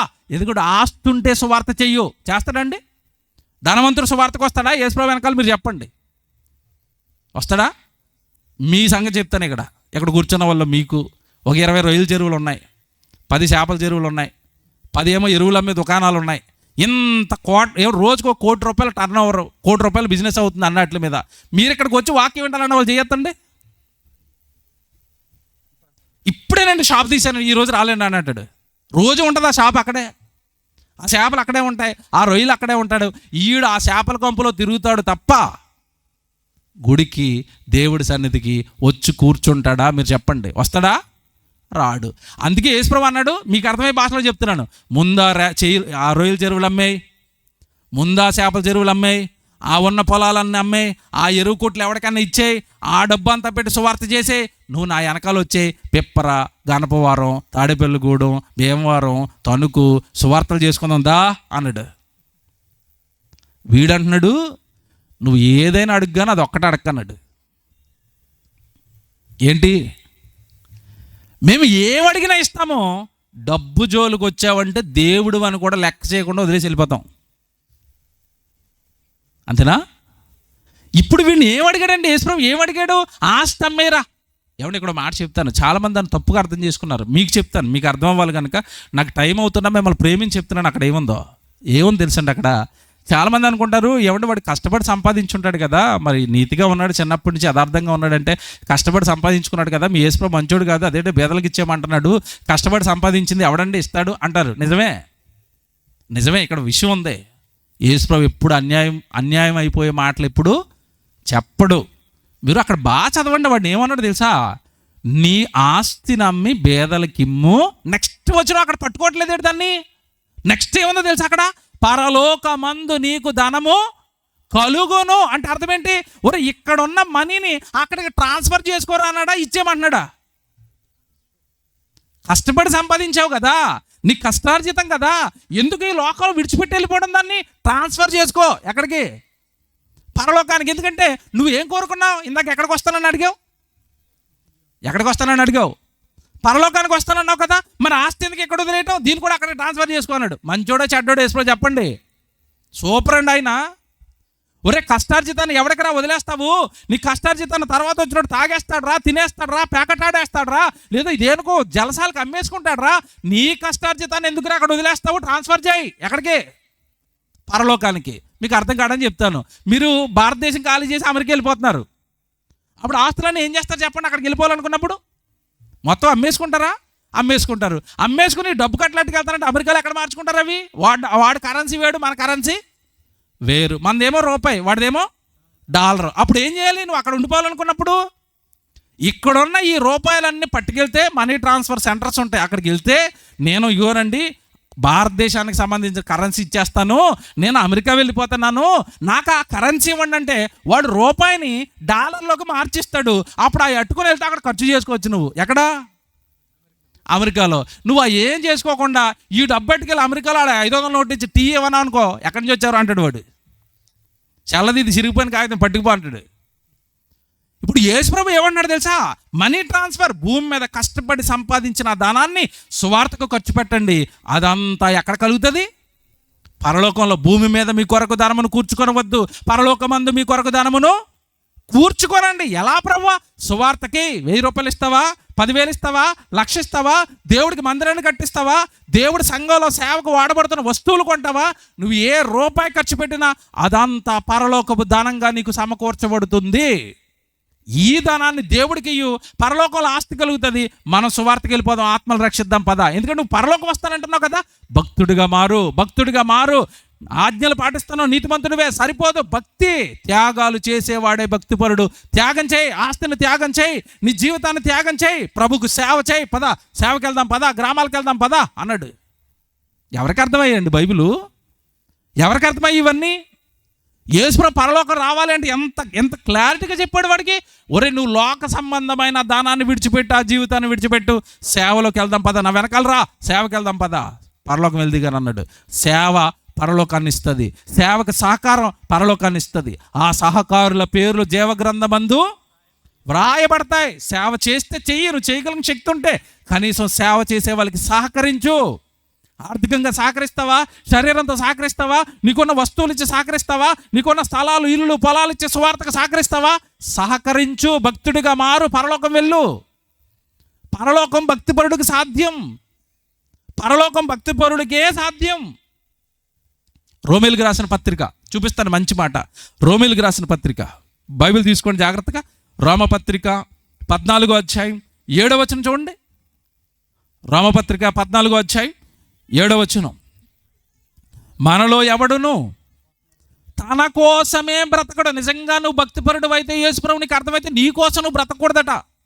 మనలో ఎవడును తన కోసమే బ్రతకడు, ఎవడును తన కోసమే చనిపోడు. మనము బ్రతికినను ప్రభు కోసమే బ్రతుకుచున్నాం. అది భక్తిపరుడు అంటే. ప్రభు కోసం బ్రతికేవాడు భక్తిపరుడు. నా ఇల్లు, నా పొలం, నా ఉద్యోగం, నా పిల్లలు, నా చదువులు, నా పెళ్ళి, నేను డాబాలు కట్టానా, నేను పొలాలు కొన్నానా, ఇది నీ జీవితం. నీ కోసం నువ్వు బ్రతుకుతున్నావు. అంతిమంగా అవన్నీ ఇక్కడే ఉంటాయి, నువ్వు నరకానికి వెళ్ళిపోతావు. ఎవడు తన కోసం బ్రతకూడదు. ఎంత బాగుంది చూడండి బైబిల్. మనలో ఎవడు తన కోసమే బ్రతకడు, మనలో ఎవడు తన కోసమే చనిపోడు. మనము బ్రతికినను ప్రభు కోసమే బ్రతుకుచున్నాము, చనిపోయినను ప్రభు కోసమే చనిపోవాలి. అంటే నీ భక్తి జీవితం ఎలా మారిపోవాలంటే, చివరికి నాకు చావు వస్తే సేవలో, సంఘములో సువార్త చేస్తూ నేను చచ్చిపోవాలి. నా చావు కూడా దేవుని మహింపరచాలి. నా చావు ద్వారా కూడా చాలామంది మారాలి. వాళ్ళేనండి బైబిల్లో హతసాక్షులు. స్టెఫను చావుతో భక్తిపరులు లేచారండి. యాకోబుని చంపేస్తే భక్తిపరులు లేచారండి. ఒక్కొక్క ప్రాణం హతసాక్షిగా మారిపోతుంటే ఆ ప్రాణ త్యాగంతో అనేక మంది లేచారు. మా దగ్గరండి మా జాన్సన్ విక్టర్ గారు పాటలు రాసేవారు. నిజంగా పాట అంటే ఆయనే. క్రైస్తవ ప్రపంచంలో నిజంగా కొత్త చరిత్ర సృష్టించాడండి ఆయన. పాటలు రాయటం విషయంలో, పాటలు పాడటం విషయంలో, మ్యూజిక్ చేయటం విషయంలో అసలు కొత్త చరిత్ర సృష్టించాడు. ఆయన పాటలంతా వాక్యమే. ఆయన పాటలు అన్ని వాక్యాలే, అన్ని వాక్య సంబంధమైన పాటలే. ఆ పాట వింటే బోధే, ఆ పాట వింటే మనుషులు మారిపోవటమే. ఆ పాటల నిండా వ్యక్తుల యొక్క జీవితాలు పెట్టేశాడు. బైబిల్లో ఉన్న భక్తుల జీవితాలు పెట్టేశాడు. నిజంగా పాటలు పాటలు పాటలు పాటలు అండి. ఆయన పాటలు నిజంగా చెప్పనండి, ఆయన బ్రతుకున్నంతకాలం ఆయన పాటలు రాస్తున్నాడులే అనుకున్నారు. ఆయన చచ్చిపోయాడండి, అంతే. అందరిలోనూ భయం ప్రారంభమైంది. ఏంటో తెలుసా? ఈయన చచ్చిపోయాడు, మరి పాటలు ఎలాగా? నిజంగానండి, ఎంతమంది పాటలు రాసేవాళ్ళు లేచారండి ఆయన చనిపోయిన తర్వాత. చాలామంది పాటలు రాస్తున్నారు, అందులో నేను రాస్తానని పాటలు. ఎందుకు వచ్చింది ఈ విప్లవం అంటే, ఆయన లేడు, ఆ పరిభారం ఆకూడదు, ఆ బాధ్యత ఆకూడదు, ఆ పాటలు ఆకూడదు, నేను లేవాలి. చాలామంది లేపింది ఆయన మరణం. చాలామంది రచయితలను పుట్టించింది, చాలామంది మ్యూజిక్ డైరెక్టర్లు పుట్టించింది, చాలామంది పాటలు చేసేవాళ్ళు పుట్టించింది. ఆయన మరణం దేవుడికి ఉపయోగపడిందండి. మళ్ళీ చెప్తున్నాను, జాన్సన్ విక్టర్ గారి మరణం కూడా దేవుడికి ఉపయోగపడింది. ఆయన జీవితం దేవుడికి ఉపయోగపడింది, ఆయన ఆలోచనలు దేవుడికి ఉపయోగపడ్డాయి, ఆయన ఆయుష్కాలం అంతా దేవుడికి ఉపయోగపడింది, చివరికి ఆయన చావు కూడా దేవుడికి ఉపయోగపడింది. అదే వచనం. మనం బ్రతికితే ప్రభు కోసం, మనం చనిపోతే ప్రభు కోసం, మన చావు కూడా దేవుడికి ఉపయోగపడాలి. అదండి భక్తిపరుడు అంటే. చిన్న చిత్తగా నేను ప్రార్థన చేసుకుంటాను, గుడికి వెళ్ళి వస్తున్నాను, సరిపోదండి. ఇది పరలోకానికి సరిపోయేంత భక్తి కాదండి. ఇది పరలోకానికి సరిపోదా భక్తి. అపోస్తలుల కార్యాలు తొలి శతాబ్దంలో ఉన్న సంఘం నమ్మిన తర్వాత, సంఘంలోకి వచ్చిన తర్వాత వాళ్ళు ఏం చేస్తున్నారో చూపిస్తాను. అపోస్తలుల కార్యాలు 2వ అధ్యాయం 45వ వచనం చూడండి. 45వ వచనం, 46వ వచనం. సంఘంలోకి చేర్చబడ్డారు మనలాగే బాప్తీసం తీసుకుని. ఆ బాప్తీసం తీసుకున్న వాళ్ళు సంఘంలోకి చేర్చబడి ఈ పరిశుద్ధులు, నీతిమంతులు దేవుడి కోసం ఏం చేస్తున్నారో చూడండి. 45, 46 అపోస్తలుల కార్యాలు 2వ అధ్యాయం. ఇదియుగాక వారికి ఉన్న స్థిరాస్తులు స్థిరంగా ఉండిపోయినాయి. చరాస్తులు కదిలేవి, స్థిరంగా ఉండిపోయినవి స్థిరాస్తులు అమ్మి అందరికీ వారి అక్కరల కొలది సంఘంలో పేదవారు ఎవరైనా ఉంటే అందరూ ఒకరికి ఉన్నది మరొకరికి పంచుకున్నారటండి. సంఘంలో ప్రేమ విప్లవం లేచిందండి. సంఘంలో ఉన్న సహోదరుల కోసం ఆస్తులు అమ్మేశారండి. ఇంకా చూడండి. మరి వారు ఏక మనస్కులై ప్రతిదినము దేవాలయంలో తప్పక కూడుకొనుచు, ఇంటింటా రొట్టె విరుచుచు, దేవుని స్తుతించుచు, ప్రజలందరి వలన దయను పొందిన వారై ఆనందముతోనూ నిష్కపటమైన హృదయముతోనూ ఆహారము పుచ్చుకొనుచుండిరి. వాళ్ళకున్న చరస్థిరాస్తులు అమ్మేశారట సంఘంలోకి వచ్చిన తర్వాత. నేను మాట్లాడుతానండి, ఏ సంఘంలోనైనా మీకు ఉన్నాయి అమ్మేమంటున్నారా, మీకు ఇంకా డబల్ వేస్తారని చెప్తున్నారా? మీరు చెప్పండి, నిజం చెప్పండి. మీకు ఉన్నాయి దేవుడికి ఇవ్వండి అని బోధ జరుగుతుందా? మీరు సువార్త చేయండి అని బోధ జరుగుతుందా? ఆ సువార్త చేస్తేనే మీకు పరలోకం వెళ్తారని బోధ జరుగుతుందా? ఎకరం ఉందా? దేవుడు వచ్చే 2027 కల్లా 4 ఎకరాలు చేయబోతున్నాడు, ఆమేన్ అంటున్నారు అంతే. ఇప్పుడు ఈ 3 ఎకరాలు 4 ఎకరాలు పెరగడం కోసం గుడి చుట్టూ తిరుగుతారు వీళ్ళు, పరలోకం కోసం కాదు. ఇక అయ్యగారు అన్నారు ఎప్పుడవుతుందో 4, అయ్యగారు అన్నారు ఎప్పుడవుతుందో 4. ఈ మధ్యకాలంలో ఒక ఆయన వచ్చాడు, కొత్త సంవత్సరం కదండి, రకరకాల దందాలు క్రైస్తవ్యంలో. క్యాలెండర్ అట్టుకుని వచ్చాడు. క్యాలెండర్ మీద అయ్యగారు ఫోటో ఉంది. లైవ్లోకి వచ్చి అంటున్నాడు, ఈ క్యాలెండర్ మహిమ కలిగిన క్యాలెండర్ అన్నాడు. ఈ క్యాలెండర్కి మహిమ. ఈ క్యాలెండర్ కొనుక్కున్నారా మీ అప్పులు పోతాయి, ఈ క్యాలెండర్ కొనుక్కున్నారా మీ రోగాలు పోతాయి అంటున్నారు. కింద ఉన్న అమాయకులు ఏమనుకుంటారు చెప్పండి? కింద ఉన్న అమాయకులు ఏమనుకుంటారు? అయ్యగారు మాకు అర్జెంటుగా 10 క్యాలెండర్లు కావాలా, పట్టుకొచ్చి ఇంట్లో పెట్టేస్తే. నిజం చెప్పరండి, ఇంకా వాళ్ళు దేవుడిని మర్చిపోతారండి క్యాలెండర్ వచ్చిన తర్వాత. ఇలా మనసంతా దేని మీద ఉంటుంది? క్యాలెండర్. నూనెకి డబ్బాకి ప్రార్థన చేయించుకున్నారనుకోండి, వీళ్ళు ప్రార్థన చేసుకోవడం మానేస్తారు, నూనె డబ్బా. ఇది ఒక రకమైన విగ్రహారాధన. మళ్ళా చెప్తున్నాను, ఇంక భక్తి దేవుడి మీద ఉండదు క్యాలెండర్ మీద, ఇంక భక్తి దేవుడి మీద ఉండదు కొబ్బరి నూనె సీసాల మీద, ఇంక భక్తి దేవుడి మీద ఉండదు కచ్చిపుల మీద.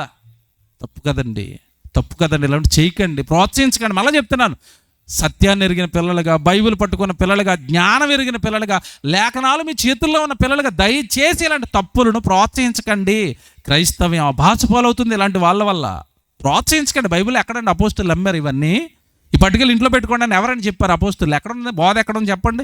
ఏ పత్రికలో రాశారు అపోస్తులు చెప్పండి. అలా అడుగుతున్న వాళ్ళు అడగండి. ఇలాంటి క్యాలెండర్లు, ఇలా కచ్చి పిల్లలు, నూనె డబ్బాలు ప్రార్థన చేసుకుని ఇంట్లో పెట్టుకుంటే ఇల్లు బాగుంటుందని బైబిల్ ఎక్కడుందని ఒక్కటి అడగండి, ఒక్క రెఫరెన్స్ అడగండి, ఎక్కడ ఉండదండి. విషయం తెలుసండి, మనం ఈరోజు ఎలా మారిపోయింది తెలుసండి? దేవుడు చేయమన్నవి చేయవండి, వద్దన్నవి ఘనంగా చేస్తాం. ఏ నెల ఇది? డిసెంబరు నెల. ఈ నెల అంతా ఏం జరుగుతాయి క్రైస్తవులో మీరు చెప్పండి? యూత్ క్రిస్మస్, గ్రాండ్ క్రిస్మస్, మరి ముసలోళ్ళ క్రిస్మస్ కూడా పెడతారేమో, వృద్ధుల క్రిస్మస్, మొత్తమే జరుగుతాయి. భోజనాల క్రిస్మస్ ఒకటి, మరి అత్తల క్రిస్మస్, తాతల క్రిస్మస్, మరి క్రైస్తవంలో ఒక తాత అడవాడు చేస్తాడు ఈ నెలంతా, ఆ తాతకు ఒక క్రిస్మస్. మొత్తం మీద ఇవన్నీ చాలా గ్రాండ్గా జరుగుతాయండి. విషయం ఏంటో తెలుసా? బైబిల్లో ఎక్కడ దేవుడు దీన్ని గ్రాండ్గా చేయమని చెప్పలేదు, అది గ్రాండ్గా చేస్తాం. మీరు సర్వలోకానికి వెళ్ళి సర్వ సృష్టికి సువార్తను ప్రకటించండి అన్నాడు, అది చేస్తామా? చెయ్యం. చూసారా, చెయ్యమన్నది చెయ్యం, వద్దన్నది ఎలా చేస్తాం? ఇంటికి రంగులేసి, ఇంటికి లైటింగ్ పెట్టి, ఇంటి పైన స్టార్ పెట్టి మరీ చేస్తాం. వద్దన్నది చెయ్యమని చెప్పండి, చెయ్యమన్నది మాత్రం చాలామంది ప్రసంగం విన్న తర్వాత వేడెక్కిపోయి చేస్తారు సువార్త. ఎలా తెలిసి వెనకాల పరదా కట్టేసి చిన్నది ఇని పడిన సౌండ్ బాక్స్ పెట్టి మీటింగ్ పెట్టాను నేను. నీ కుమార్తె పెళ్ళి అలాగే చేస్తావా? ఇని పడిన సౌండు, ఎవడైనా నలుగురు ఎక్కితే కూలిపోయి స్టేజు అదే చేస్తావా? నీ కుమార్తె పెళ్ళి? నీ కూతురి బాగా చేసుకుంటావా? దేవుడు చెప్పని పండగలు బాగా చేస్తావా? దేవుడు చెప్పిన సువార్త పట్ల బాధ్యత లేదు. దానికోసం నేను త్యాగం అయిపోవాలి. భక్తులందరూ త్యాగం అయిపోయింది సువార్త కోసమే, ఆత్మల రక్షణ కోసమే, సేవ కోసమే. ఆ బాధ్యత మన హృదయాల్లోకి ఎక్కాలి కదండి. ఇప్పుడు వీళ్ళు చచ్చిపోతున్నారు కదండి అపోస్తులంతా. తొలి శతాబ్దంలో ఉన్న సంఘం, వాళ్ళ తర్వాత వచ్చిన భక్తిపరులు చాలామంది ప్రాణాలు ఇచ్చేశారు కదండి దేవుడి కోసం. మనకేం అర్థం అవ్వలేదు. నిజంగా మాట చూపిస్తాను బైబిల్లో. ఇందాక వాడిని, ఒరే నువ్వు ఆస్తి ఇచ్చేరా పరలోకంలోకి అదంతా ట్రాన్స్ఫర్ అయిపోద్ది, మన సేవకి వెళ్దామని అంటే వాడు వచ్చాడా వెళ్ళిపోయాడా? వాడు వ్యసనపడుతూ బాధపడుతూ వెళ్ళిపోయాడట. వాడు భక్తిపరుడా భక్తిహీనుడా చెప్పండి. ఇప్పుడు భక్తులు చూపించినా మీకు డౌట్ రావచ్చు, ఏమన్నా ఆస్తులు ఇస్తారా దేవుడి కోసం? ఇస్తారా? ఇచ్చిన వాళ్ళు ఉన్నారా బైబిల్లో? హెబ్రీయులకు రాసిన పత్రిక జాగ్రత్తగా రాసుకోండి. ఇది హెబ్రీయులకు రాసిన పత్రిక, ముగించేస్తాను. 10వ అధ్యాయం 34 వచనం చూడండి. హెబ్రీయులకు రాసిన పత్రిక 10వ అధ్యాయం 34 వచనం. ఏలయనగా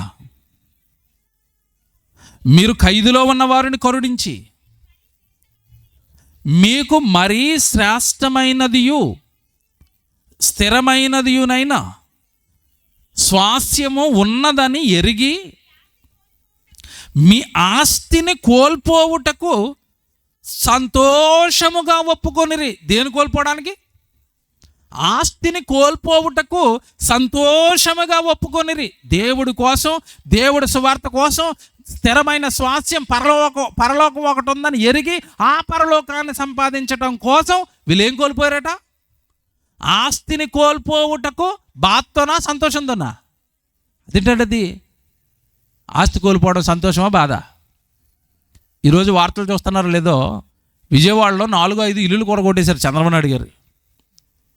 మా ఆస్తి కూలిపోయింది, మా ఇల్లులు కూలిపోయినాయి, మాకు చాలా ఆనందం కింద ఉంది అంటుందా టీవీ ముందుకు వచ్చావిడ? తిట్టరాని తిట్లు తిడుతుందండి. మా ఇల్లు కూలి చేశారు, మా ఆస్తిని నాశనం చేసేశారు. ఆస్తి కోల్పోతే బాధ సంతోషమా? బాధ కదండి. మరి వీళ్ళేటండి ఆస్తిని కోల్పోవడానికి ఎలా ఒప్పుకున్నారట? సంతోషముగా. కారణం ఏంటి? వాళ్ళు మనలాంటి వాళ్ళు కాదండి, మనలాగేదో అలా గుడికెళ్ళి వచ్చేవాళ్ళు కాదండి, భక్తులండి వీళ్ళు. భక్తి అండి ఇది. దేవుడి కోసం మేము ఏమైనా కోల్పోతాం, ప్రాణాలు, ఆస్తుల, ఇళ్ళ, జీవితం, కుటుంబాల, ఏదైనా కోల్పోతాం.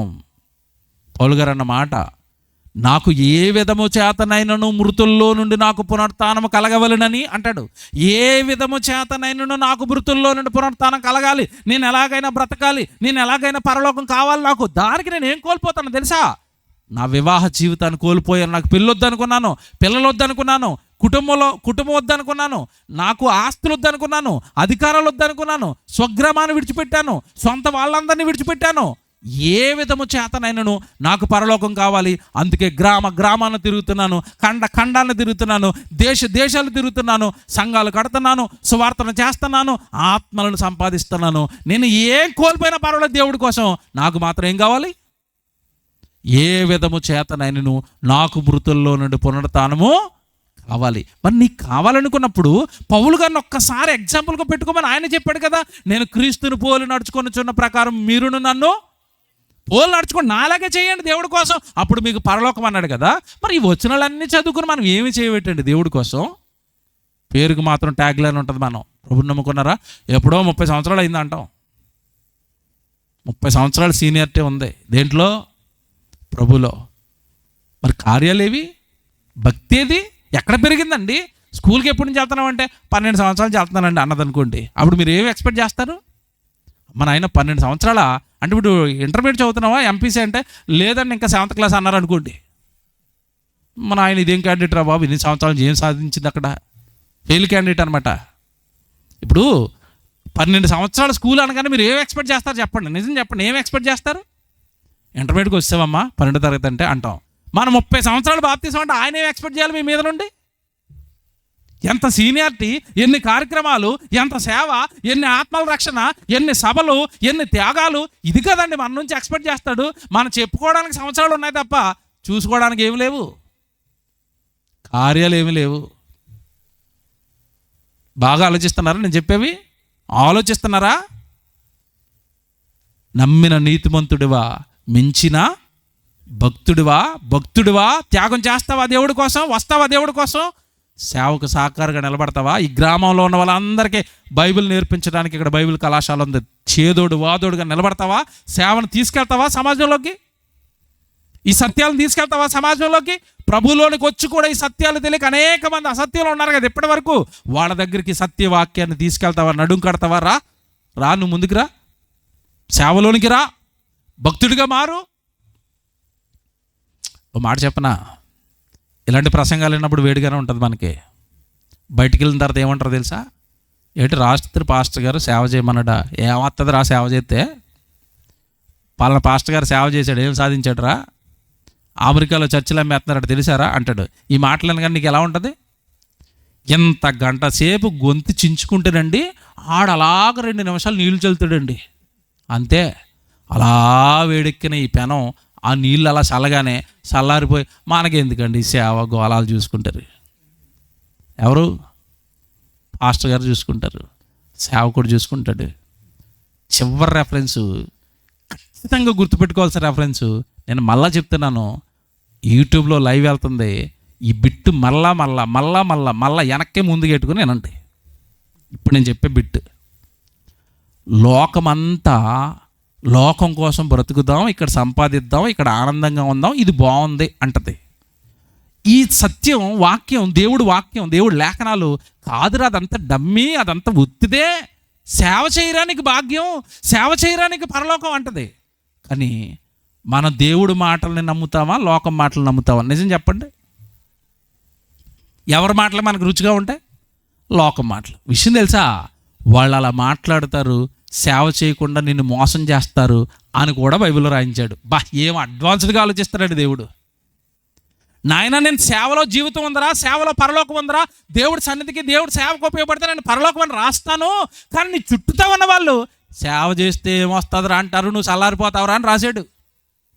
మలాఖీ గ్రంథం తీయండి, ముగించేస్తాను చివరి మాట. మలాఖీ గ్రంథం 3వ అధ్యాయం 13 నుంచి చదువుదాం. 13 నుంచి 18 వరకు రాసుకోండి. మలాఖీ గ్రంథం 3వ అధ్యాయం 13వ వచనం అండి. యెహోవా సెలవిచ్చినదేమనగా, నన్ను గూర్చి మీరు బహు గర్వపు మాటలు పలికి నిన్ను గూర్చి మేము ఏమి చెప్పితవని నన్ను అడుగుతారు. మీరు అడుగుదురు. ఇది అండర్లైన్ చేసుకోండి. 14వ వచనం, దేవుని సేవ చేయుట నిష్ఫలమనియు. అండర్లైన్ చేయండి. మనుషులు ఏం మాట్లాడుకుంటున్నారట? దేవుని సేవ చేయుట నిష్ఫలం. ఏమొస్తుందిరా సభలు పెడితే? ఏమొస్తుందిరా సువార్త చెప్తే? ఏమొస్తుందిరా దేవుడి కోసం బ్రతికితే? ఏమొస్తుందిరా దేవుడికి ఇస్తే? సేవ నిష్ప్రయోజనం, సేవ నిష్ఫలం. ఏమొస్తుంది దాని నుండి ఫలాలు? డబ్బు వస్తుందా? ఉద్యోగాలు వస్తుందా? బైబిల్ పట్టుకుంటే నీకు కడుపు నిండుతుందా? బైబిల్ పట్టుకుంటే నీకు ఏమైనా వస్తుందా? లోకంలో ఉన్న వాళ్ళు చూడు అందరూ అలా సంపాదించుకుంటున్నారు. నువ్వేట్రా సేవ అంటున్నావు, నువ్వేట్రా దేవుడు పని అంటున్నావు, నువ్వేట్రా త్యాగాలు అంటున్నావు, నువ్వేట్రా ఉన్నవాడిని దేవుడికి ఇస్తానంటున్నావు, ఆ సేవలు ఏం సాధిస్తావురా అంటారట మనుషులు. ఎంతబాగా రాస్తున్నాడు, దేవుని సేవ చేయుట నిష్ఫలమనియు ఆయన ఆజ్ఞలు గైకొని సైన్యములకు అధిపతి యగు యెహోవా సన్నిధిని మనము దుఃఖాక్రాంతులుగా తిరుగుట వలన ప్రయోజనమేమనియు. చూసారా, రోజు దేవుడి సన్నిధికి వెళ్తున్నావు, ఏం కలిగిందిరా నీకు? అక్కడ కూర్చొని ఏడుతున్నావు, నీకు ఏం కలిగిందిరా మేలు? రోజు దేవుడి గుడేనా? రోజు బైబిల్ తరగతిరా? రోజు సేవ, రోజు పన, రోజు దేవుడి సేవ, దేవుడికి ఇచ్చేస్తావా? ఏం ప్రయోజనం? ఏం ప్రయోజనం? ఏం ప్రయోజనం? ఎవరంటారట? నీ చుట్టూ ఉన్న నీ డియర్లు, నీ నియర్లు, నీ సోల్మేట్లు అంటారు. ఈ అనేవాళ్ళు ఎవరో బయటోళ్ళు కాదు. మరి బయటోళ్ళు అంటే నువ్వెందుకు వింటావు? నీకు డియర్ ఉంటారు ఎవరో, వాళ్ళ మాటే నువ్వు వింటావు కదా. వాళ్ళలోకే దెయ్యంగడు దొరుకుతాడు. నువ్వు బాగా ఎవరిని ఇష్టపడతావో వాళ్ళలోకే దెయ్యం దొరుకుతుంది. బైబిల్ నేర్చుకోమని చెప్పారా? కంప్యూటర్ నేర్చుకుంటే హైదరాబాద్లో ఉద్యోగం వస్తుంది, అంతేనా? ఎంటెక్ చదువుకుంటే బెంగళూరులో సాఫ్ట్వేర్ ఉద్యోగం వస్తుంది. బైబిల్ నేర్చుకోమన్నాడా? ఎవడాడు అంటారు. ఆ మాట నీకు ఎలాగుంటుంది? అవును, ఏమవుతుందండి, ఆడు సాఫ్ట్వేర్ ఇంజనీర్ చేసి కారులో తిరుగుతున్నాడు. ఆడు కారులో తిరుగుతాడు, విమానాల్లో తిరుగుతాడు, ఏసీ రూముల్లో కూర్చుంటాడు, చివరికి మంటలో కూర్చుంటాడు. ఎక్కడ మంట? ఆరని అగ్ని. నువ్వు సేవ చేసుకుంటూ పిప్పర్లోను గణపవరంలో తిరుగుతావు, నువ్వు పరదేశంలో కూర్చుంటావు. ఏది కావాలో చెప్పు, ఏది కావాలో డిసైడ్ చేసుకో. ఇక్కడ రాస్తున్నాడు, సేవ నిష్ప్రయోజనం. దేవుడు ఆజ్ఞలు గైకొని ఆయన సన్నిధిలో దుఃఖాక్రాంతులుగా ఉండటం నిష్ప్రయోజనం. ఏమీ ప్రయోజనం ఉండదని లోకం అంటదట. పొరపాటు నువ్వుగా అందులో పడ్డావా? మోసపోతున్నావా? దేవుడు ఆజ్ఞల్ని తిరస్కరిస్తున్నారట వాళ్ళు. దేవుడు సేవ చేయమని చెప్తాడు, మనకెందుకురా ఆ మాటలు పట్టించుకోకండిరా, దేవుడు ఆజ్ఞలు తిరస్కరించండి రా అని చెప్తున్నారట. గర్విష్ఠులు అన్నాడు వాళ్ళని ప్రారంభంలో. ఆ గర్విష్ఠుల మాయలో నువ్వేమైనా పడ్డావా అని చెబుతూ కిందకంటాడు. తర్వాత మాట చూడండి ఎంత బాగుంటుందో. గర్విష్ఠులు ధన్యులగుదురనియు, యెహోవాను శోధించు దుర్మార్గులు వర్ధిల్లుదురనియు, వారు సంరక్షణ పొందుదురనియు మీరు చెప్పుకుంటున్నారు కదా, మీరే అనుకుంటున్నారు కదా. ఆ దేవుడిని తిరస్కరించిన వాళ్ళు ఆ దేవుడి కొరకు బ్రతకగా లోకంలో బ్రతుకుతున్నవాడు క్షేమంగా ఉన్నాడు, వృద్ధిలోకి వచ్చాడని మీరు మీరు మీరు చెప్పుకుంటున్నారు కదా. ఆ గర్విష్ఠుల మాయలో మీరు పడ్డారు కదా, మీరు చెప్పుకుంటున్నారు కదా అని ఇప్పుడు అంటున్నాడు. తర్వాత మాటలో, అప్పుడు యెహోవా యందు భయభక్తులు గలవారు. ఇక్కడ జాగ్రత్త పట్టుకోండి. లోకంలో బ్రతుకుతావరా, ఏదో చేద్దామరా అంటే యెహోవా యందు భయభక్తులు కలిగిన భక్తులు అంటున్నారట. ఒకరితో ఒకడు మాట్లాడుకుంటున్నారట. ఏం మాట్లాడుకుంటున్నారు? యెహోవాను స్తుతించుట మంచిది, ఆయనను సేవించుట మంచిది, ఆయన సేవ చేయటం మంచిది, ఆయన కొరకు బ్రతకటం మంచిది. ఇదిగో మనం మాట్లాడుకుంటున్నాం ఇక్కడ సభలో. భయభక్తులు కలిగిన వాళ్ళు అందరం కూర్చున్నాం ఇక్కడ, దేవుడి గురించి మాట్లాడుకుంటున్నాం. మనం మాట్లాడుకుంటుంటే దేవుడు ఏమన్నాడు చూడండి, యెహోవా యందు భయభక్తులు కలిగిన వారు ఒకరితో ఒకడు మాట్లాడుకొని చుండగా యెహోవా చెవియొగ్గి. ఇప్పుడు ఈ ప్రసంగాన్ని ఎవరు ఆలకిస్తున్నారు? దేవుడు ఆలకిస్తున్నాడు. జాగ్రత్తగా వినండి. భయభక్తులు కలిగిన మనం మాట్లాడుకున్నాం కదా, దేవుడి సన్నిధి భయంతోనే కదా మీరు ఇక్కడ కూర్చున్నారు. దేవుడు ఏదో నేర్పిస్తాడనే కదా ఇక్కడ మీరు కూర్చున్నారు. ఇలా మనం మాట్లాడుకుంటుంటే దేవుడు ఆలకిస్తున్నాడట. నెక్స్ట్, మరియు యెహోవా యందు భయభక్తులు కలిగి ఆయన నామమును స్మరించుచు ఉండు వారికి జ్ఞాపకార్థముగా ఒక గ్రంథమును ఆయన సముఖమునందు వ్రాస్తున్నాడు. ఎవరెవరైతే దేవుడి పనులు చేస్తున్నారో, ఎవరెవరైతే దేవుడి కొరకు చెబుతున్నారో, ఎవరెవరైతే దేవుడి కొరకు భక్తి కలిగి భయం కలిగి సేవ చేస్తున్నారో వాళ్ళందరికీ జ్ఞాపకార్థకంగా ఏం రాస్తున్నాడట? ఒక డైరీ మెయింటైన్ చేస్తున్నాడు. నువ్వు భూమి మీద చేసిన ప్రతి దాన్ని రాసుకుంటున్నాడు. భేద విధవరాలు వేసింది కానుక, ఎంత వేసింది? 2 కాసులేనండి, 2 కాసులు వేసింది. రాసుకుని అంటున్నాడు, ఇదిగో ఒకప్పుడు భేద విధవరాలు ఉంది, నా కోసం 2 కాసులు వేసింది. మాట్లాడుతాను, 2 కాసులు వేసిందని మీరు చాలాసార్లు చదువుకున్నారు కదా. 2 కాసులు వేసిన తర్వాత ఆయన వేసింది చూసాడా, వెనకాల ఉన్న బ్యాలెన్స్ చూసాడా? చెప్పండి గట్టిగా ఆలోచించి. వెనకాల బ్యాలెన్స్ చూస్తే ఏముంది? ఏమి లేదు, 0. ఇప్పుడు వేసింది చూసాడా, ఉన్నది చూసాడా? వేసింది చూశాడు, ఉన్నదే చూశాడు. వేసింది 2 కాసులు, వెనకున్నది 0. నీ దగ్గరే 2 కాసులు ఉంటే ఎంత వేస్తావని అడుగుతున్నాను. ఉన్నయే 2 కాసులు అంటే దేవుడికి ఏ వేస్తామండి? జోబులో లోపల కూరేసి నా వల్ల కాదండి. సంచి వస్తుంది, అటు ఇటు రాకు. ఇప్పుడు నువ్వు కానుకేసావు అనుకోండి భేద విధవరాళ్ళగే. ఇప్పుడు నీ కానుక చూస్తున్నాడు 100 రూపాయలు, జేబులో 1000 రూపాయలు ఉన్నాయి. కానుక ఎంత వేసాడురా? 100. జేబులో ఎంత? ఇంకా 900. అది నీ భక్తి. ఏవి లేకుండా అంతా వేసేయటం ఆవిడ భక్తి. దేవుడు భూమి మీద భయభక్తులు కలిగిన వారు మాట్లాడుకుంటున్న మాటలు, వాళ్ళ చేస్తున్న చేష్టలు జ్ఞాపకార్థకంగా ఏం చేసుకున్నాడట? లిఖించుకుంటున్నాడు. నా యందు భయభక్తులు కలిగి బ్రతుకుతున్నావు కదా, చేస్తున్నావు కదా, రాసుకుంటాను.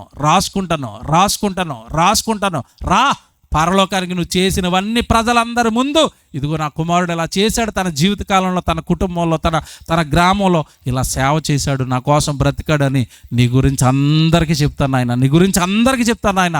అందరూ లోకం కోసం బ్రతికితే నువ్వు నా సేవ కోసం బ్రతికావు కదా, రా నా దగ్గరికి నీ కోసం రాసుకుంటున్నాను. లోకాన్ని చూసి మోసపోదామా? దేవుడి వాక్యాన్ని చూసి భక్తులుగా మారిపోదామా? మీ ఇష్టం. నేను నీతిమంతుడినే నమ్మేశానని అక్కడే ఆగిపోతావా? భక్తుడిగా మారి ఇదిగో ఇలాంటి త్యాగాలు కొడిగట్టి ముందుకు వస్తావా?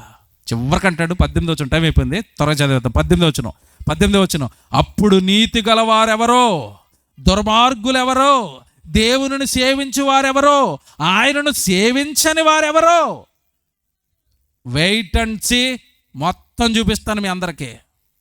ఎప్పుడు చూపిస్తాడు?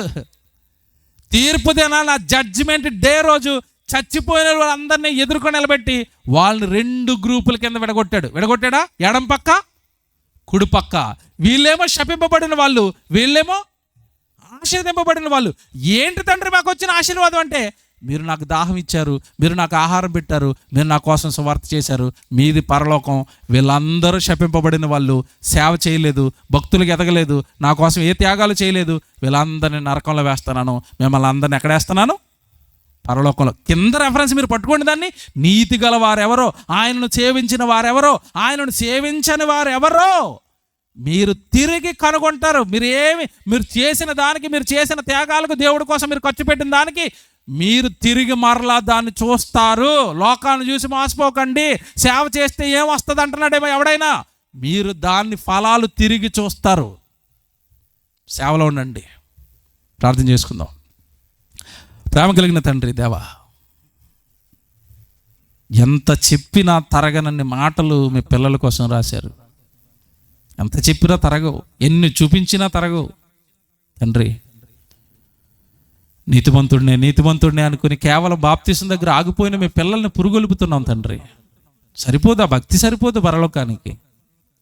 భక్తులుగా మారాలి, భక్తులుగా ఎదగాలి, త్యాగాలు చేసే వాళ్ళకి ఎదగాలి. మీ కొరకు అవసరమైతే ప్రాణాలు, ఆస్తులు, కాలము, దేహము, ఆరోగ్యము, వస్తువులు, వారికి ఉన్న స్థితి ఏది మీ సేవకు ఉపయోగపడితే అది మీ సేవకు ఇవ్వాలి. అది భక్తిపరుడు లక్షణం. చివరికి మరణమైనా సరే మీకోసం ఉపయోగపడాలి. వాళ్ళకి పరలోకమని రాయించిన మాటలు మీ పిల్లల మదిలో పెట్టాను. ఫలించడానికి కృప చేయండి. ఈ ప్రాంతాన్ని బాగు చేయడానికి కష్టపడుతున్న కళాశాలను నడిపిస్తున్న ప్రిన్సిపల్ గారిని, తోడుగా ఉన్న సంఘస్థులను, సంఘ పెద్దలను, సంఘాన్ని అందరినీ పేరు పేరున జ్ఞాపకం చేసుకోనండి. సభలో 3 దినాలు తోడుగా ఉండి వాతావరణాన్ని అనుకూలపరిచి ఘనంగా జరిపించారు. స్తోత్రాలు తండ్రి. మీకే మహిమ చెల్లిస్తున్నాం, మీకే ఘనత చెల్లిస్తున్నాం. మరలా తండ్రి, మరలా మీ ముందు తలదించుకుంటున్నాం. మేము కేవలం నిమిత్త మాత్రం మీరు ఇచ్చిన కృపతోనే ఈ 4 మాటలు చెప్పి 4 విధాలుగా సేవ చేయగలుగుతున్నాం తండ్రి. సమస్త ఘనత మహిమ మీకు ఆరోపిస్తూ రేపటి దినం అత్తిల్లో జరగబోతుంది తండ్రి. ఆ సభను జ్ఞాపకం చేసుకుని అక్కడ కూడా మీరు తోడుగా ఉండి ఆ సభను కూడా ఘనంగా జరిపించమని తండ్రి. యానివర్సరీ జరుపుకుంటున్న ఈ సంఘానికి తోడుగా ఉండి ఈ సంవత్సరం అంతా మరిన్ని బలమైన కార్యక్రమాలు మీ కొరకు చేసి సంఘంగా దీవించమని, అనేక నూతన ఆత్మలను జతపరిచి తండ్రి సంఘాన్ని వర్ధిల్ల చేసి సత్యానికి స్తంభంగా మరి సంఘాన్ని నిలవబెట్టుకుని మీ పనులు ఉన్నతంగా దీవించమని ప్రార్థిస్తాం. ఈ జ్ఞానాన్ని మాకు నేర్పించి మమ్మల్ని ప్రయోజకులను చేసిన మా తండ్రి గారికి మంచి ఆయుష్ను, ఆరోగ్యాన్ని అనుగ్రహించమని అర్థిస్తూ క్రీస్తు వారి పరిశుద్ధమైన నామంలో ఈ ప్రార్థన అడుగుచున్నాము తండ్రి. ఆమేన్, ఆమేన్, ఆమేన్. Thank you. చాలా చక్కగా